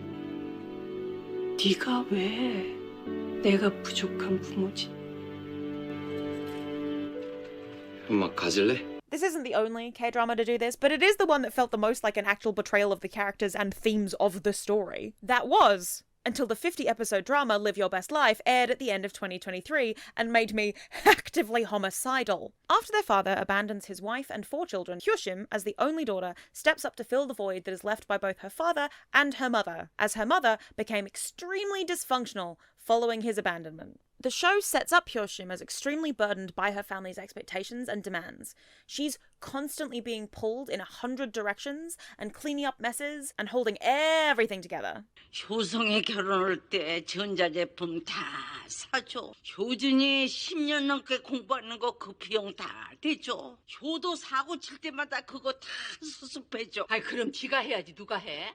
지 형제들인데 그것도 안 해? 여동생이 돼가지고 누나가 돼가지고 돈 벌고 잘 나가면 그 정도는 해야지. 그것도 안 해? 나는 너처럼 돈 벌어다 주는 딸이 없지 않냐? 너처럼 득걸 뽑아먹을 딸 있으면 내가 이러고 살겠냐? When a new person begins attending the gym she works at as a personal trainer, his presence inspires her to actually start living her own life. From what I understand, Hyoshim is not abnormal. In South Korean society, women are the linchpins of families, but are almost never respected for those efforts, because it's just expected of them. For more information on this, read Kim Ji-young, born 1982, or this Washington Post article, or this piece by Florence Lo Lee on the progress South Korea has made and how it still has a long way to go. Or go watch my 4-hour epic in which I bring this up. And I loved the premise of this show from the very first episode. They express how completely overwhelmed she is so well, in a way that could only be written by a woman. Ah, yeah, that makes sense. Cho Jung-son has written written a number of long-form dramas centering on regular family life, such as Mother of Mine and Father, I'll Take Care of You, and she doesn't shy away from addressing some of the more complex interpersonal issues that arise within these family dynamics. And maybe that's why I'm so disappointed in how Live Your Own Life ended, because this show that over almost 50 hours has expressed to us that her connection to her family is unhealthy and she needs to start putting down boundaries and living for herself, as literally outlined in the title, decides at the end that actually the need to do the right thing overshadows her need for autonomy. Let me explain. The father that abandoned them in the prologue returns. We find out that not only did he leave because of the boring and completely expected reason that he was bored and lonely and ran away with his coworker, but when he comes back, it's not because he has any desire to actually repair his relationships with his now adult kids or apologize. He came back because he's dying and he needs a liver. You see where this is going, right? So did I. But I figured, of course the show is going to have her consider doing it, because she's been conditioned all her life to do the right thing at the expense of her own feelings and wants and even health. But then she's gonna say no, because she spent 48 episodes growing and putting down boundaries. Right? To both my and her fiancé's shock, this is not what happens. And I will say, her fiancé has gotten very bold with his own ability to stomp over what she wants to make the right decisions for her. Like, I get where he's coming from, but he does make some unilateral decisions for the both of them without consulting her that did leave me like, okay, so she leaves one relationship where she has no agency to enter another one. But he does apologize for those things. So he's on thin ice, but at the very least, when he made those choices, he was actually thinking about her and her needs. He should have, spoken to her first. But that's more consideration than her fucking dad gives her. The narrative frames this decision to donate her liver as, closure. Hyoshim doesn't love her dad anymore. How could she? But she wants her family to have time to heal and not feel guilty over his death. Oh, girl, be so fucking for real. If her dad had any love for his family, he would have stayed away. He would have waited on the list for a transplant and not bothered the family that he abandoned to have a totally cushy life without them! Which the show tells us, by the way, that his life was actually great and him and his coworker are happily married and he really experienced no consequences for his extraordinarily shitty actions. If anything, this illness is karma, but the narrative doesn't want us to see it that way. Her decision to give her liver to her father made me drop the show. I had 3 episodes left, and I literally couldn't finish it. But for the sake of this video, I went back, and I finished those last episodes. And the ending didn't help. Once Hyoshim gives her father his liver, the rest of the family cuts him off. Which is good, but once again, you could have done this without Hyoshim literally giving a piece of herself to her neglectful father! They're all very caring of her while she's in the hospital, but the internal ramifications of her decisions eventually send her into a tailspin and she disappears. Her fiancé finds her on Jeju Island, the patented location for runaways, and while she apologizes for choosing her family over him, and herself, but she doesn't mention that, and then everything seems like it'll be okay, he wakes up the next morning to find her gone and a letter in her place. She tells him she doesn't have the confidence to build a family of her own, and she needs to find out what actual independence feels like. So she's leaving, cutting everybody off. If this were a better written show, she should have done this about 20 episodes ago. And the last third of the show should have been everybody navigating their new relationship dynamics upon her return and realizing how unfair the constant pressure on her had been. But it's not a better show. It's this one. 결혼은 결혼이고 아버님은 아버님이지. 아버님께서 나타나셨다고 해서 왜 결혼을 미룹니까? 왜 효심 씨 인생에서 가장 중요한 순간이 또 뒷전으로 가냐고요. 뒷전이 아니라 효심 씨한테는 우리 결혼이 그 정도 일이에요? 무슨 일만 생기면 뒤로 미룰 수 있는 그런 일이에요? 애초에 효심 씨는 가족한테서 벗어날 생각이 전혀 없었던 사람인데 그동안 내가 너무 오지랖을 것 같네요. 알아들었어요. 갈게요. And in a really gross, presumably accidental parallel, her departure kind of legitimizes her father's choice to ghost everybody. If she'd broken down and spoken to her family about their treatment of her and her need to have some space from them in order to fix their relationships rather than just literally ghosting them, it would be easier to shoot the comparison down. But she just bailed. Not that I don't support her. She should have done it years ago. But you see what I mean? And then we get 2 separate time skips. One which shows Teo reuniting with Hyoshim after a year, and everybody else's character growth in her absence, and another, a further 2 years into the future, which, well, Earlier, I mentioned Teo making decisions for Hyoshim without her input and how it's not good, and that decision I referenced was for the two of them to go to England after they get married, so that she can study and get a break from her familial responsibilities. He made that decision for her, but he didn't ask her, so it's shitty, and it's framed as such. Anyway, so they spend the last 2 years after their marriage in England so Hyoshim can study, retroactively proving him right. But hey, at least she was part of the choice this time, I guess. And then the show ends with her pregnant with twins and reuniting with her family and career, and it's a big, happy ending. She's only just gotten over the previous familiar responsibilities, and now she's got fucking twins. Isn't it? Isn't that so great? It's such a happy ending. It's so good. It's really good. Ugh. I love it when a story entirely about how the pressures of being the eldest, or in this case, only daughter, are so crushing that it literally starts to ruin your life, ends on the note that giving her deadbeat father her liver is the correct choice, and then just sends her off to be alone for a while in order to heal, superficially ending the story without showing us any of the actual healing or growth she does on her own in the absence of those pressures. No, it's fine. It's totally fine. I'm fine.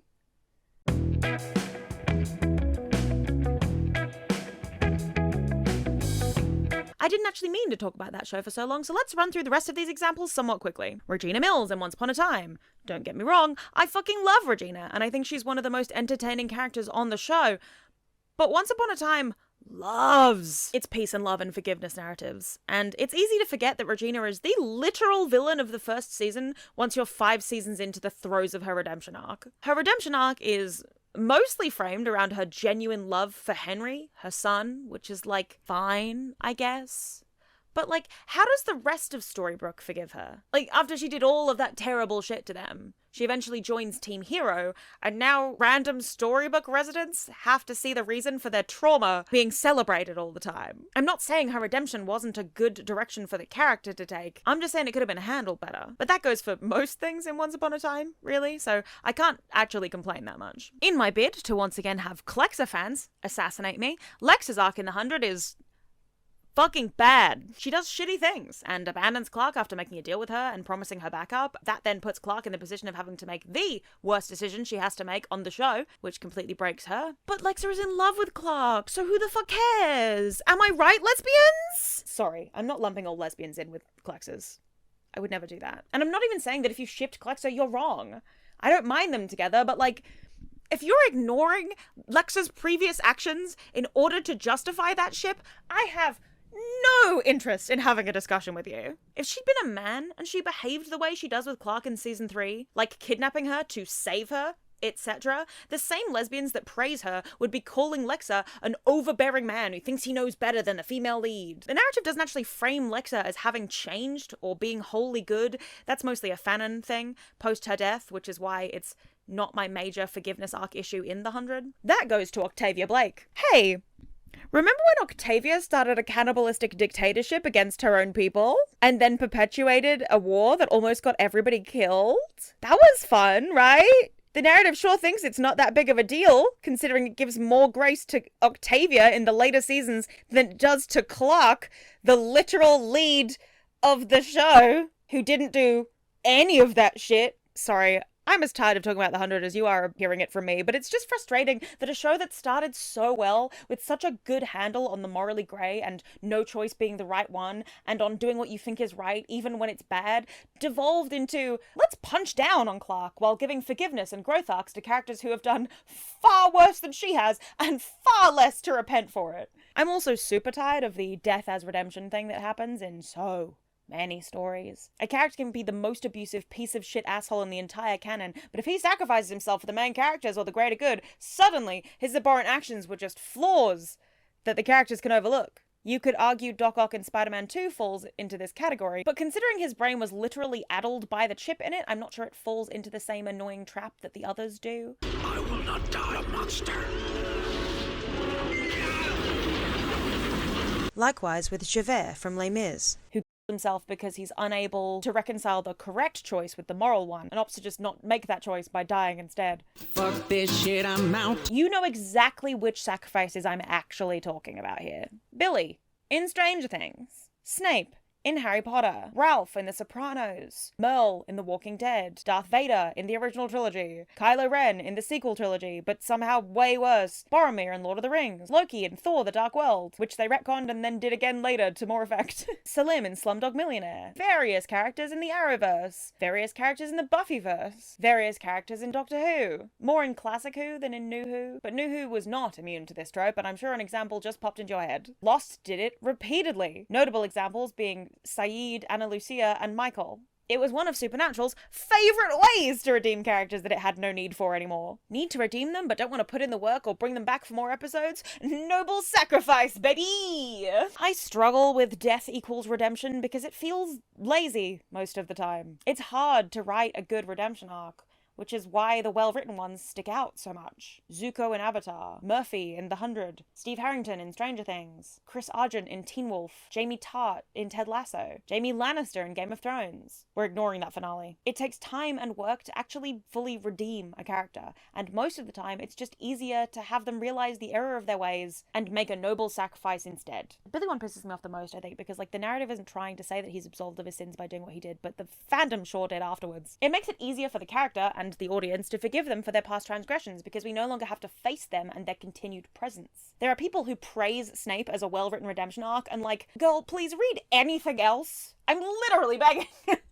Read anything else. Stop giving that woman money. One of the hardest things to stomach in a show is when they have a character do something bad or frustrating or against their character and then don't actually address it in the narrative. You know exactly what kind of thing I'm talking about. Emily, in Emily in Paris, is a terrible person, a terrible coworker, a terrible friend, but the writers don't seem to be aware of that. So instead of writing follow-up arcs where she has to earn the forgiveness and respect of her friends and colleagues, they just make all the people around her worse in order to make her shitty behavior seem justified. Sex Education is also guilty of this. That last season was a mess, and it kind of ruined the show for me. All the characters I once loved had become shells of themselves that kept doing hurtful things to people that they were supposed to care about. But the narrative never actually addressed any of it. Exhausting and bad. Y in Bad Buddy, Dan in Not Me, and Way in Pit Babe also fall into this for me. They all do ostensibly unforgivable things in the context of their respective shows, but don't worry, they're sorry. Anyway, it doesn't matter. The main characters are being happy somewhere else, so who cares? And I'm saying this as somebody who firmly cements Bad Buddy in her top 10 shows of all time. Even your favourite shows are allowed to make missteps every now and then.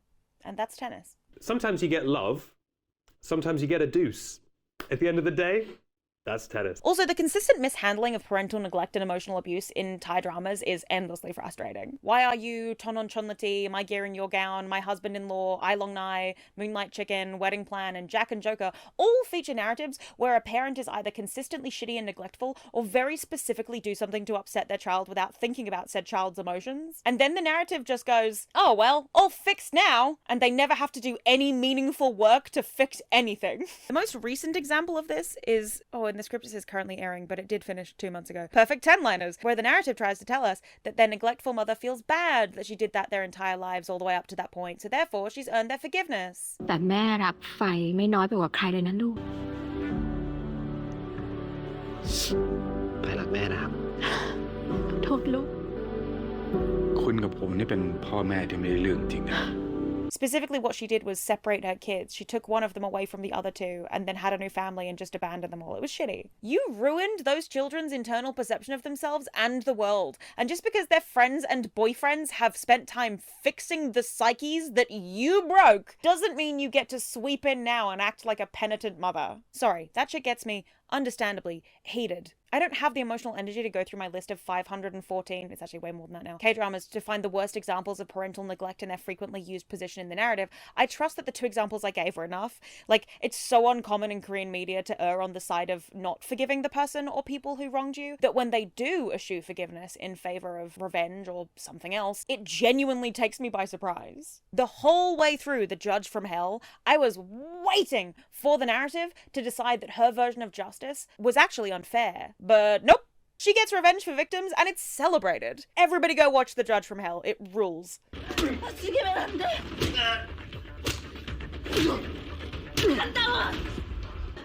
그만 때려요.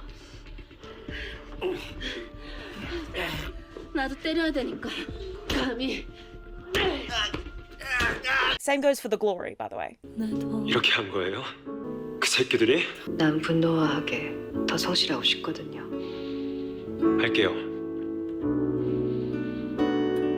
할게요, 망나니. 글 좀 줄게요. 뭐부터 해줄까요? 어떻게 해줄까요? 그것들 중 누구부터 죽여줄까요? When I asked people on Tumblr if they could think of examples of forgiveness arcs in media that bothered them, I got a variety of interesting arguments. Catra in She-Ra, Jamie Tartt's father in Ted Lasso, half the characters in Once Upon a Time, fair enough, Echo in The 100, who I only didn't bring up earlier during my rant because I hate her character so much that I truly don't want to waste energy talking about her. The shitty father in Cinderella and the Four Knights, Vegas in Kinporsche, Adelind in Grimm, Uther Pendragon in Merlin, Buck and Maddie's parents in 911, the mother in Your Lie in April, Charlothon in The Sign, but very specifically because the narrative attempted to both sides the conflict with Pyre and doesn't ever show Tan actively acknowledging his behavior as manipulative or abusive before his character is absolved, and actually implies that he's fixed by being nice to him, which is just not how you get out of an abusive situation. Guys, I am so serious when I say this. You cannot fix an abusive person by loving them hard enough. I mean that. And it's something that shows tell us an awful lot. But the most verbose response I got to my question was from Miss Cammie Dawn, who said, I think the worst one I've ever seen was in It's a Beautiful Day in the Neighborhood, the movie that was billed as a Mr. Rogers biopic starring Tom Hanks, but is actually an adaptation of a 1998 article about him. The movie is primarily about a journalist who writes the article linked and his relationship with his estranged father. I should note that the movie takes such liberty with this plot that the journalist the movie is adapting asked to have the character's name changed to distance himself from the fiction. Oof, not a good sign. In his piece for The Atlantic, the writer states that there were many creative liberties taken with the film, which is why he asked for his name to be changed, as he felt the story was no longer about him. Specifically, the narrative distorts Junod's relationship with his father. The movie depicts Junod getting into a fistfight with his dad at his sister's wedding, something the journalist said never happened. Despite his unconventionalities, Junod said he never rejected his father's principles. In the film, the fictional version of Junod, Vogel, is forced to see his father again at a wedding, and much of the plot revolves around the fracture of their relationship, through the lens of Hank's version of Mr. Rogers, providing the moralizing view of acceptance and love above all other things. My issue is not in the forgiveness or even in the emotional manipulation of the film, but in the fact that the protagonist is constantly guilted and shamed by his loved ones to forgive his father before he passes away. His wife overtly breaches his trust and invites Jerry, Vogel's father, into their home. The entire movie hinges on this weight of how a man must forgive their father who cheated on and abandoned his mother while she was dying. And yet the film doesn't really do too much to make me understand why it is the crux of the entire world and requires the holy intervention of Mr. Rogers, as played by Tom Hanks, to make it so. As a person who has no contact with her family of origin, that movie plays like a slow-motion train wreck of my darkest fears and insecurities being played out with an entire cast forcing forgiveness as a moral imperative that is cruel, selfish, and evil to not seek. In comparison, Big Fish has a similar fractured relationship between father and son, and even has the same level of pressure for the child to do the legwork, while the father stubbornly digs in their old ways. Yet even still, it earns the forgiveness, albeit the slight is less weighty in that movie, by having the pair find a common ground of storytelling, and see one another clearly, albeit again the son is forced to put in the work. One of the comments on this post also mentions Jamie Tartt's father in Ted Lasso, and that is a similar situation, but at least Tartt Sr. checked into a rehab clinic and was working on himself prior to his forgiveness, which only really happens in a montage. I was a little unhappy with it, but I accepted that they did have 2 scenes worth of setup and payoff for it. But in a show which is entirely focused on father-son relationships, and a season that mentioned Jamie's dad forced him to have sex in his teens to make a man of him, it was disappointing that the only living father with a bad relationship with their child was repaired in 2 scenes and a single line of dialogue. But with the Ted Lasso issue, the father is the one who puts in the work to go to rehab and displays their changed behavior. Both Big Fish and Neighborhood force the traumatized child to do the heavy lifting, because the father is dying and it would be so cruel to let them die without forgiveness. I don't know. In my mind, changed behavior is the best apology, and the survivor should never have to do the heavy lifting, and should have their agency in forgiveness transactions honored. I hate that society will guilt a person for walking away from family just because they're family. We'll come back to this point later, put a pin in it. Lots of pins in this video. The point I'm trying to make is that forgiveness is everywhere in media. It's frequently framed as the right choice, and even as the resolution to conflicts, and even whole stories. We're not running low on stories where forgiveness is preached as the only way to move forward from your trauma. And I'm not saying that forgiveness narratives are always bad, because they're not. To be fair and also balanced. But to be balanced and fair, but mostly balanced, but also fair again, in order to balance things out, which I guess would add an extra balance and make me more balanced than fair, and therefore not as balanced as I hope, then I apologize. There are forgiveness arcs I think are well done. In fact, here's a list of movies that focus on forgiveness as a core theme, most of which are fantastic films. Some of them won Oscars. But often, in media, when a character chooses not to forgive, it's either in the form of a revenge narrative, or as a way of continuing the conflict, as opposed to being a natural end to the conflict in its own way. Lady Bird couldn't end with her accepting that she'll never have a good relationship with her mother, because that's not wholesome enough. The boys in Perfect 10-liners forgive their mother, not because she earned it, but because they want a mother. They're willing to believe anything she says to get one. But the narrative doesn't frame it that way. Forgiveness as a way to resolve a conflict isn't just frustrating because it perpetuates potentially unsafe relationship dynamics. It's also just fucking lazy. Often, it's the equivalent to the death equals redemption hat trick to get writers out of the corner they've written themselves into without having to do any of the work. There are some stories that choose the harder, usually more interesting path, however. That one scene in The Good Place where she breaks down over her mother's changed behavior absolutely broke me the first time I saw it. Why can't you accept that she might be living a good, honest life? That she's an attentive partner and a good mom? Because I wanted that mom. I wanted the mom who made me afternoon snacks instead of just telling me to look for loose fries in the McDonald's ball pit. Why does Patricia get that mom? If Donna Shellstrop has truly changed, then that means she was always capable of change, but I just wasn't worth changing for. Which is slightly undercut by the fact that she does actually forgive her in the end. But that initial moment of absolute betrayal and heartbreak from Eleanor spoke to me so deeply that I immediately burst into tears. That moment is exactly why she shouldn't have had to forgive her in order to move on. It's true. The words she said are true. Her mother was capable of change. She just wasn't willing to do it until Eleanor had already died. That's fucked. You don't have to forgive her for that. It doesn't make you a bad person to not forgive her for that. Midnight Mass has a fascinating through line about forgiveness and grace, but if you want a more thorough deep dive into that, you should go and watch my talented friend Aronok's video on it.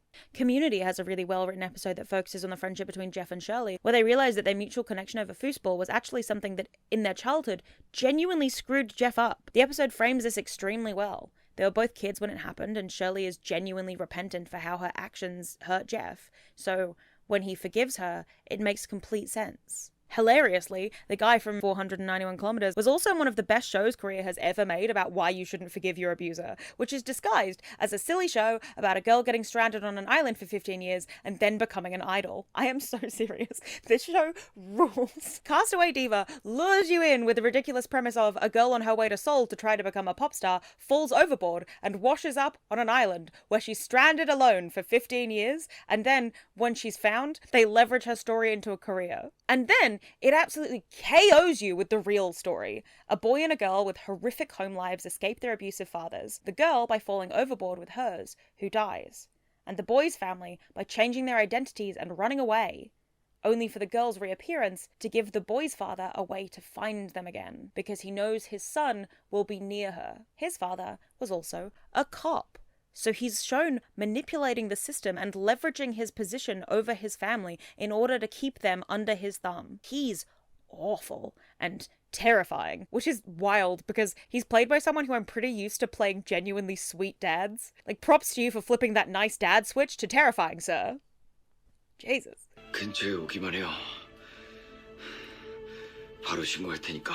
뭘로? 애비가 지 가족 찾겠다는데 뭘로? 아버지가 우리 집 근처에 오는 그 순간 이 증거 다 들고 저요. 바로 경찰서로 갑니다. 약해서 맞은 거 아니에요. 필요해서 맞았어. On K-dramas, the previously mentioned Judge from Hell is great. Tale of the Nine-Tailed does a great job of actually redeeming Lee Rang. 놈이 가진 것 중에 제일 귀한 물건이랑 바꾸는 게야. 나한테 제일 귀한 물건? 설마 이딴 게 나한테 값진 물건이지. 맞구나. 너한테 제일 귀한 물건. 형제.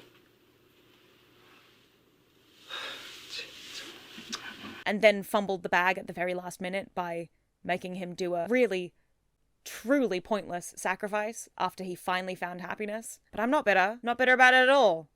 Glory is a great revenge narrative that occasionally floats the idea of her forgiving and forgetting, but then rebutting that immediately with just how much damage those people did and how none of them have changed. And then even the kindest character in the show, the Doctor, is like, tell me who to kill, Queen. 그것들 좀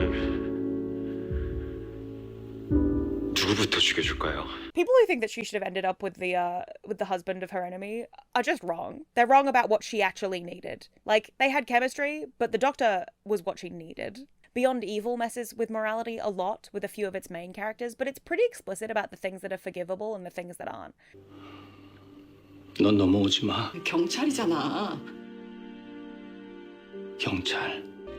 법으로 해결하지 못하는 게 있다는 걸 너도 잘 알고 있으니까. 노력은 해봐야 할 거 아니야. 할 거야. 한준하고 같이. 저 바보 같은 놈을 혼자 보낼 수가 없어. Run on frames Ki Sung-yeom's abusive dad as just that.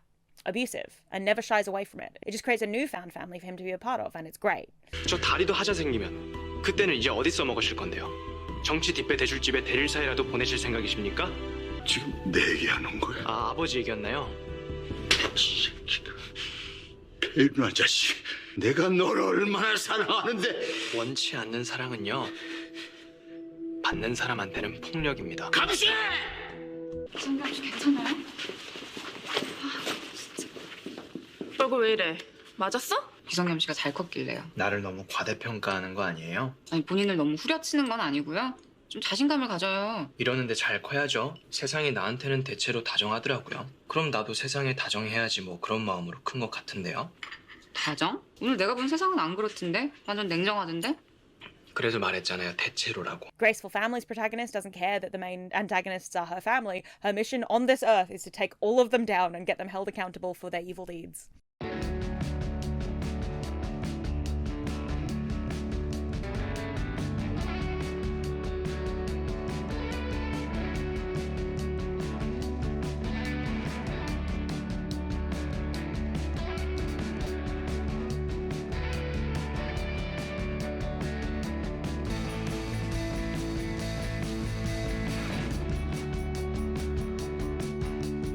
The Thai drama The Heart Killers recently portrayed a terrible mother as not only unforgivable but outright evil, so props to them for that. ยังไงคุณแม่ก็เลี้ยงพวกเราสองคนมาตอบแทนยังไงก็ไม่หมดหรอกครับที่ผ่านมาเราโดนคุณแม่หลอกใช้มาโดยตลอดเลยเหรอวะ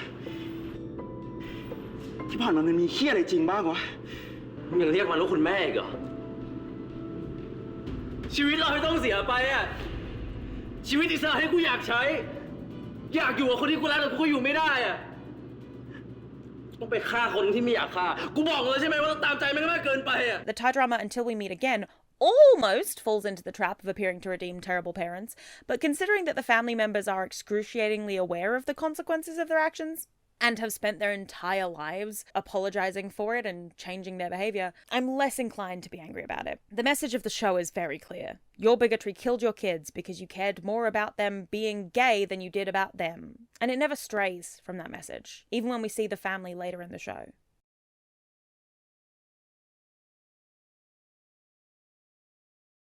The graphic novel The End of the World with You, which was later adapted into a Japanese drama, explores two characters whose relationship ended badly, who are forced back together by circumstances, and muddle through their conflicting feelings. The redemption arc in the story is handled pretty well, in my opinion, largely because it's the focus of the entire story, so it's given time to breathe.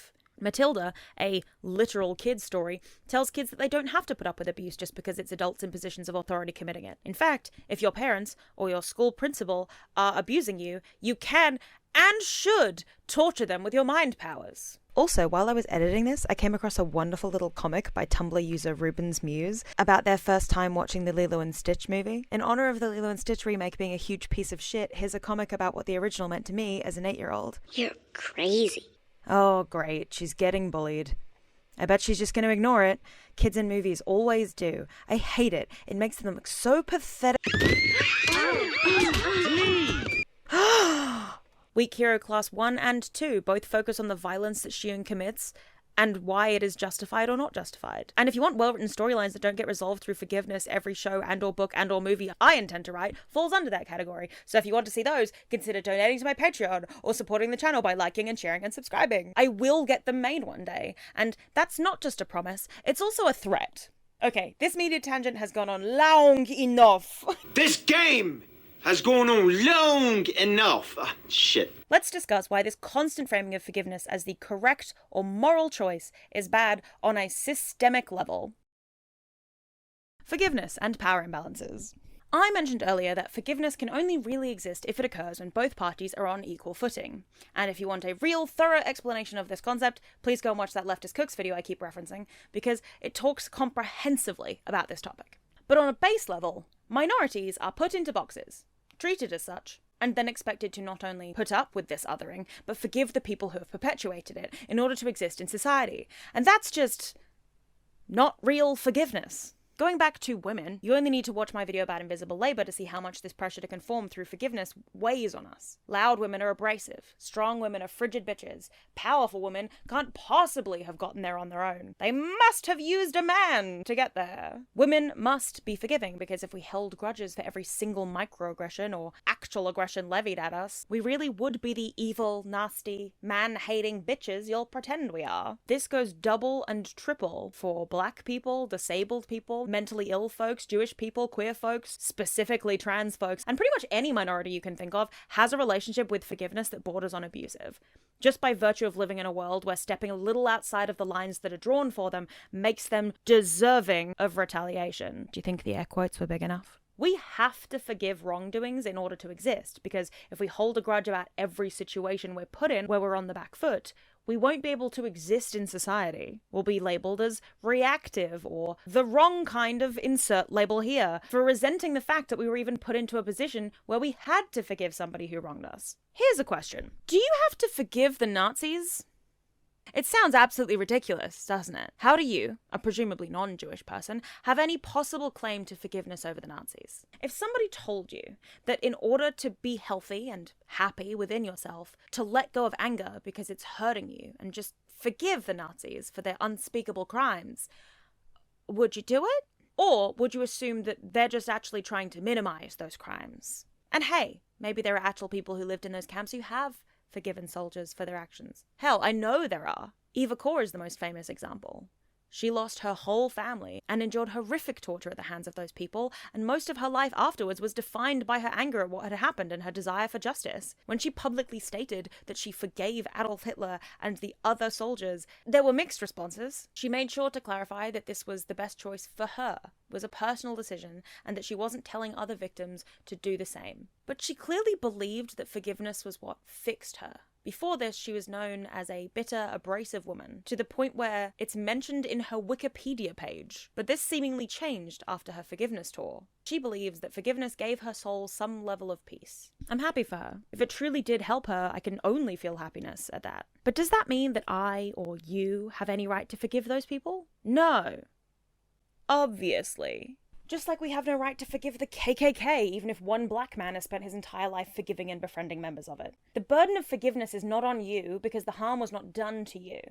I'd argue that if anything, the morally correct choice is to never forgive those people and their actions towards others. Not just because, the obvious, but because that helps bridge the gap between the minorities affected by those actions and you, as somebody who is, statistically, a part of the group doing most of the oppressing. White women not acknowledging their privilege or weaponizing it against black people and minorities are part of the problem. And you can distinguish yourself from them by not only not doing that, but calling it out when it happens. I don't forgive J.K. Rowling. I don't forgive the countless women who've called the police on innocent black men knowing the danger they're putting them in. I don't forgive the American Republicans who sold out their most marginalized citizens for a fucking grab for power. Me not forgiving them doesn't make me morally superior to them, although I am, but what it does do is show solidarity. Black people shouldn't have to reach across the aisle. Jews shouldn't have to offer grace to the Nazis. Queer people shouldn't have to hold space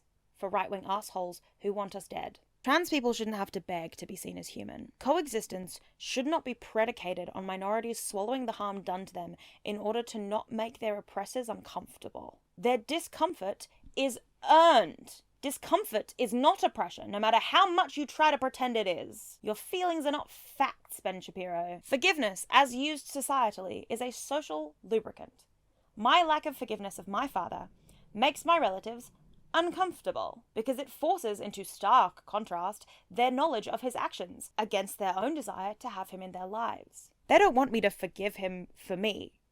They want me to forgive him for them, because they know they have no right to forgive him for the wrongs he committed against me. And for the most part, it's easy to ignore the discomfort caused by that cognitive dissonance, precisely because he didn't hurt them. But every time I bring up what he did, or remind them that I don't speak to him and I never will, it brings into sharp focus the thing that they're always trying to ignore, that he's a bad person, and no amount of their familial love for him will fix that or make it not be true. People telling you to hurry up and get over it are never doing it for you. They can preach about anger being poison you drink yourself all they like, but once you pull the veneer away, it's almost always in serving their own discomfort. Hurry up and get over it is just unpicking scarves to knit them again and again until they've passed the scrutiny of people who aren't even wearing the scarf. Like, my dad used to send money to me every year and eventually stopped. And it's like, you should never stop. You feel that bad, you should never stop.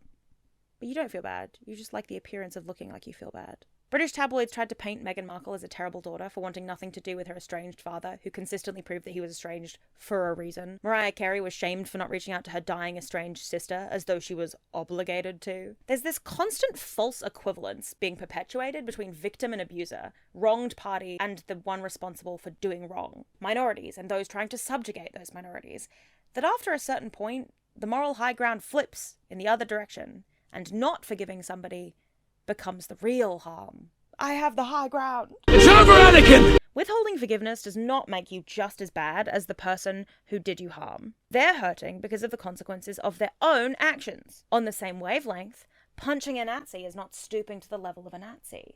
Not punching a Nazi is. And you may quote me on that. The moment we decided that there was a moral quandary around dissenting against fascists is the moment they started gaining back ground on us. Stooping to violence is getting on their level. No, it isn't, Janet, because I don't want to kill minorities. I just want to punch people who do want to kill minorities. Do you see how those two things are different? Also, and this is important, we don't have to be nice to practice empathy. Like, yeah, protest peacefully, yada, yada, yada. But it's also an act of empathy to boo and jeer and thwart the people who are practicing cruelty. Don't let them tell you otherwise. Empathy isn't a synonym for civility or being polite. But empathy is an ideal, and it's something that needs to be fought for.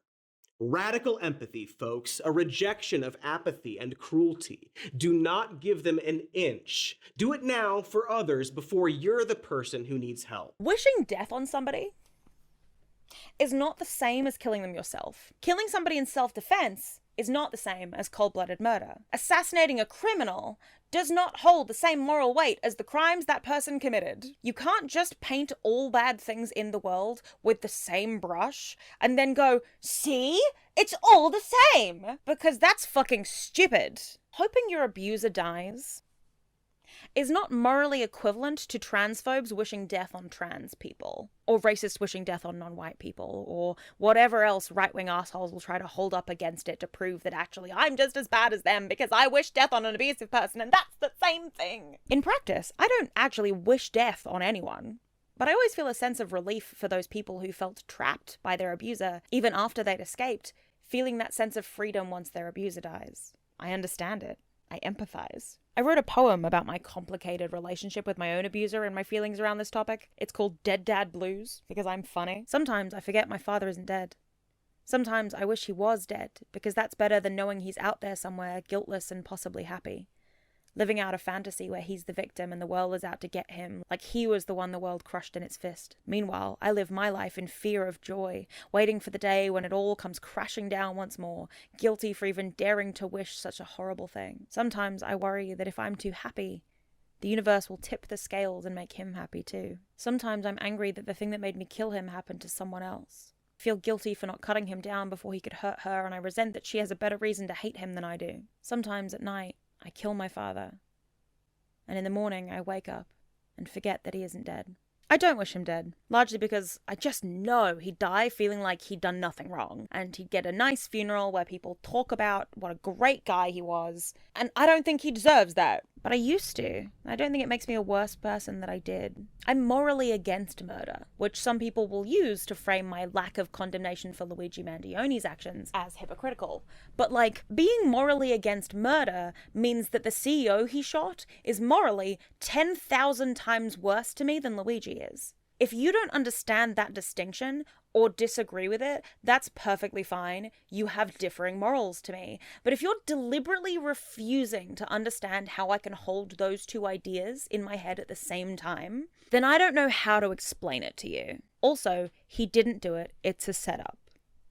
Brian Thompson's family don't have to forgive Luigi, or the person who actually did it, and they shouldn't. But that doesn't mean that the rest of us should feel guilty for not being as upset as they are. This isn't a situation where an innocent man died. For legal reasons, I'm not endorsing assassins or Luigi Mangioni's actions if we pretend that Luigi did it and isn't being framed. But like, why is shooting somebody for a noble cause seen as worse than the person who was shot killing thousands of people to protect their bottom line? It's because we can actually see the harm done in the first one. The cause and effect is on display. Like, a killer killed a killer. This dude was the CEO. A lot of people died under his watch, through his policy, through what United Health does. When you can see an act happen in real time, it's very easy to look at it, be shocked by it, and call it murder. When you can spread all of the culpability, when you can spread all of the actions across thousands of individuals and a whole system, now somehow it's nobody's fault. But this dude, make no mistake, he was a killer. He was such a good killer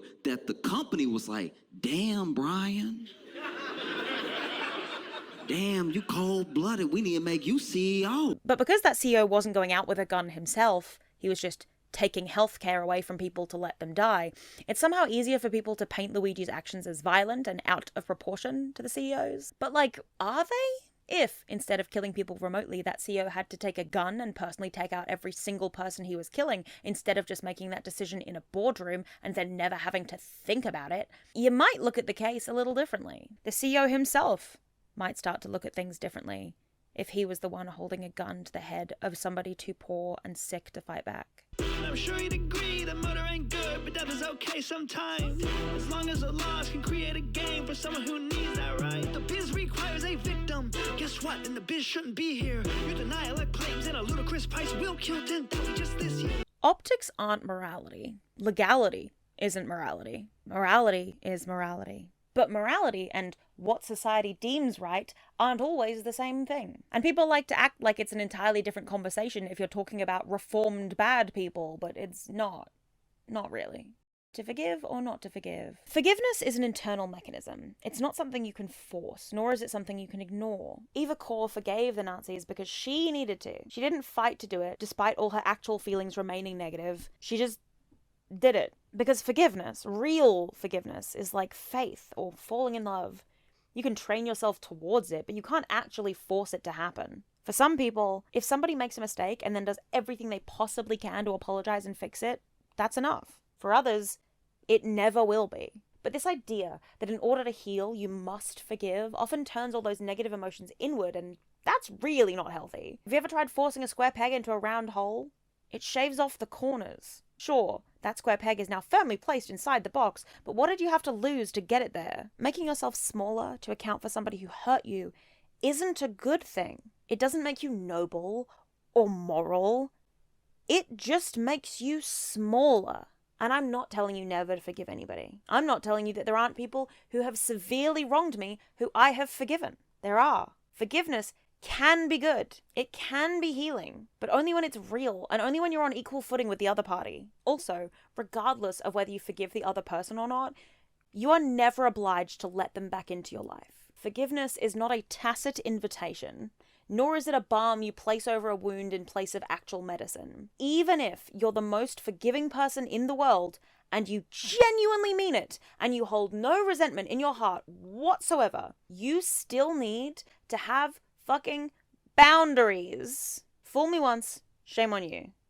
Fool me twice, shame on me. Fool me repeatedly, and maybe I should introspect about why I'm so easily fooled. Guilt and shame are not the same thing as changed behavior or reparations.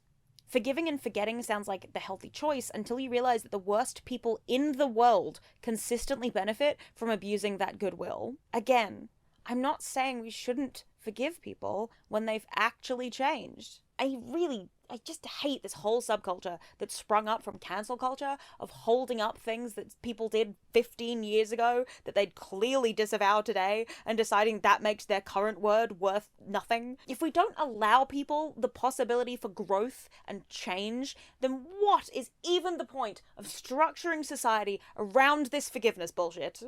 If somebody apologizes and means it, and they change their behavior, and they grow and leave that version of themselves behind them, that's only a good thing. Mistaking canceling for accountability has destroyed our ability, collectively, to enact actual change, or acknowledge individual growth when it happens, because it makes it easier to dogpile on people that don't deserve it and refuse them the chance to grow and change. And it makes it easier for those who've actually done wrong and done nothing to grow or change to worm their way out of being held accountable.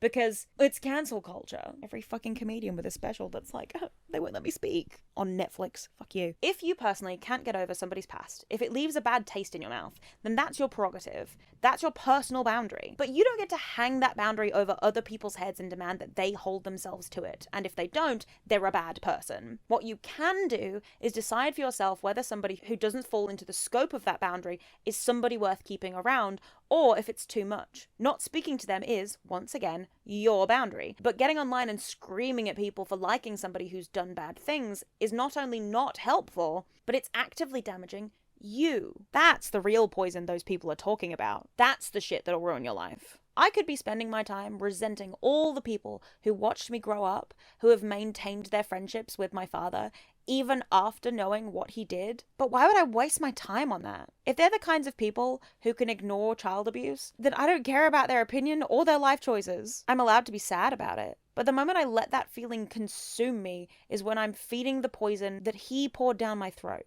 It's easy for me to pretend my family doesn't still talk to my father, because he's in a different country. It might be a different story if he lived closer, but as it is now, I'm okay with it. I don't resent my family for that decision, even though I could, because it would hurt me more. I would lose access to my family. I've been asked before if I'd ever forgive my father. The answer is always no, which usually triggers the follow-up question, what if he actually changed and apologized and meant it? First of all, may I refer to you to the Good Place clip? Him changing 10 years after I've cut him off doesn't fix my childhood or undo all of the hurt he caused. Secondly, that would require my father to change literally everything about himself, which just isn't going to happen. Apologies don't mean anything if the actions don't back it up. I'd rather see changed behavior and never receive a verbal apology than get 100 apologies and no substantive change. The accountability formula, you need to think about responsibility. Now, the level of responsibility that somebody has for their actions in these situations is equal to the impact of their actions minus their capacity to understand times your compassion for the situation. What was the harm? What was the impact that these behaviors had on you? Was there any harm? Well, if no, then congratulations. You don't need to be watching this video. But if there was harm, the answer is yes. You have to ask yourself, what was their capacity? What was the capacity that they had to understand what they did? Well, if there isn't any capacity, if they really don't have any insight, then what needs to happen here is there needs to be a safety plan and a support plan. Blame isn't usually as helpful. Now, if the person did have the capacity to choose differently, to understand what they did, then you have to ask yourself, well, did they take responsibility? Did they apologize? Maybe this is something they've done before, but are they genuinely trying to show up and be better? If the answer is yes, then you can extend them some forgiveness and you can extend them some grace. If the answer is no, then there needs to be consequences. And the consequences aren't necessarily no contact. The consequences could be boundaries. It could be about structuring the time you spend together. It could be about reinventing and reimagining what kind of relationship this needs to have so it can be sustainable. An apology is only real if it expects nothing in return, including your forgiveness. A real apology isn't for the remorseful person's benefit, it's for the benefit of the wronged party.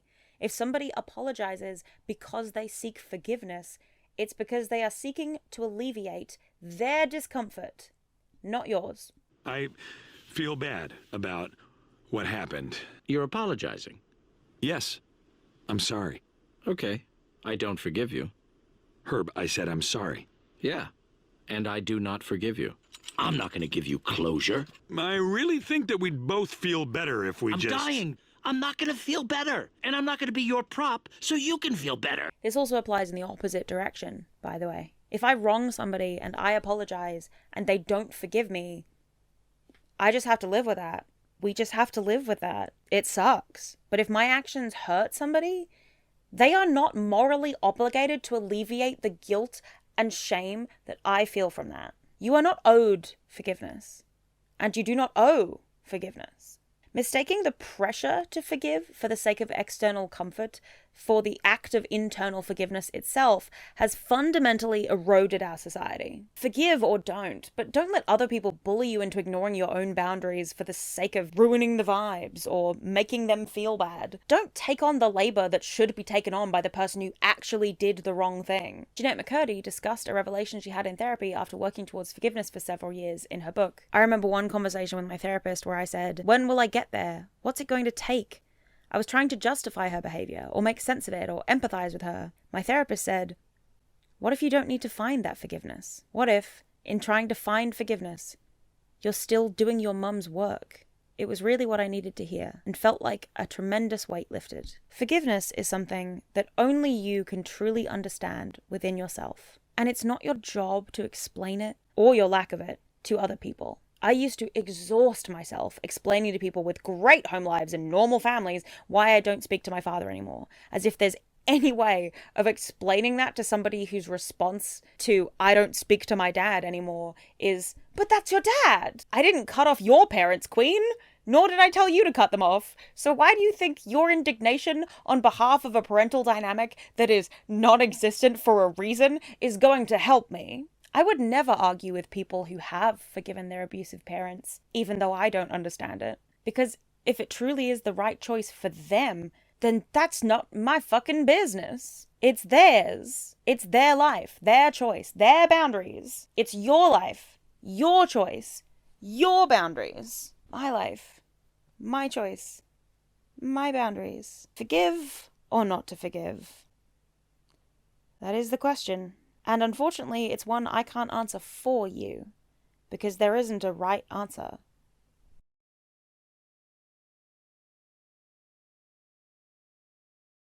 I hope this explains somewhat why I hate forgiveness, and why me disliking forgiveness doesn't mean I'm not empathetic. If anything, it's the overly empathetic side of me that I think is in the most danger when it comes to forgiveness, because wanting to be empathetic to the other person who has wronged me gets me stuck in those cycles so much, and I don't like the idea of that happening anymore. But also, having that empathy for other people in your life is important. You should empathize with other people. You should be able to reach out across the aisle and talk to people. And I think forcing this forgiveness narrative is only going to make it harder to do that. In order to be empathetic as a people, as a society, in order to do what we are owed to do in society, which is to be kind to one another, because we do owe each other that. You don't owe forgiveness to anybody, but you do owe kindness to the people in your lives. In order to be able to do that, we have to be able to distinguish when we're spending energy on something that is not worth it. We have to be able to acknowledge when forgiveness is actually the problem, draw a line under something and go, I'm not giving this any more of my energy because there are things that deserve more of my energy than this. And that's okay. That's allowed. You shouldn't feel bad for that. Thank you for sticking with me this long. I hope that you're all okay out there. Take care of yourselves. Go watch some revenge narratives. I'm off to go and rewatch The Judge from Hell for the 1000th time. Annyeong. And obviously I can't end this video without giving a super special shout out to my beloved patrons. Super because I watched Superman last week, and kindness is punk, bitches.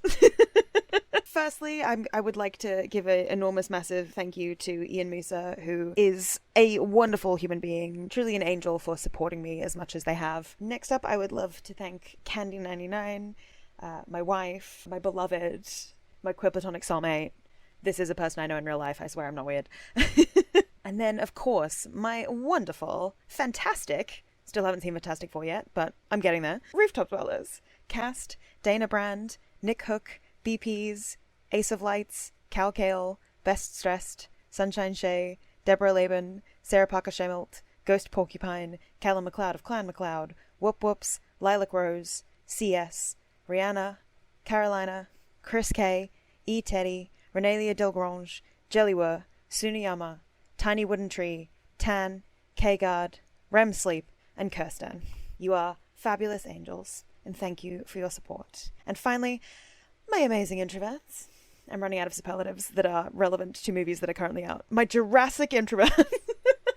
Truly wonderful human beings who allow me to create the kinds of content I make that require me to go away for weeks and sometimes even months at a time and do research and bury myself in a hole trying to create something that I think is worth viewing, which means that I don't have to just put out a video that I don't think is worth putting out every week. It means that I do get to spend time on these bigger projects, and I cannot stress enough how much every single piece of support that I received, whether it's $1, whether it's $50, is massive and means the world to me, especially when in videos like this I have to kind of bare my soul a bit and talk about things that are very personal to me, and knowing that a lot of people won't necessarily agree, having this kind of community that I've built really makes that feel less like a jump off a cliff and more like a leap of faith. So I really, really, really do appreciate all of you for every single thing, every single piece of support, whether it's being a patron or whether it's just commenting, liking, subscribing, sharing my videos.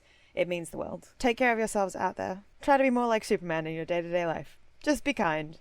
Kindness is punk. Annyeong.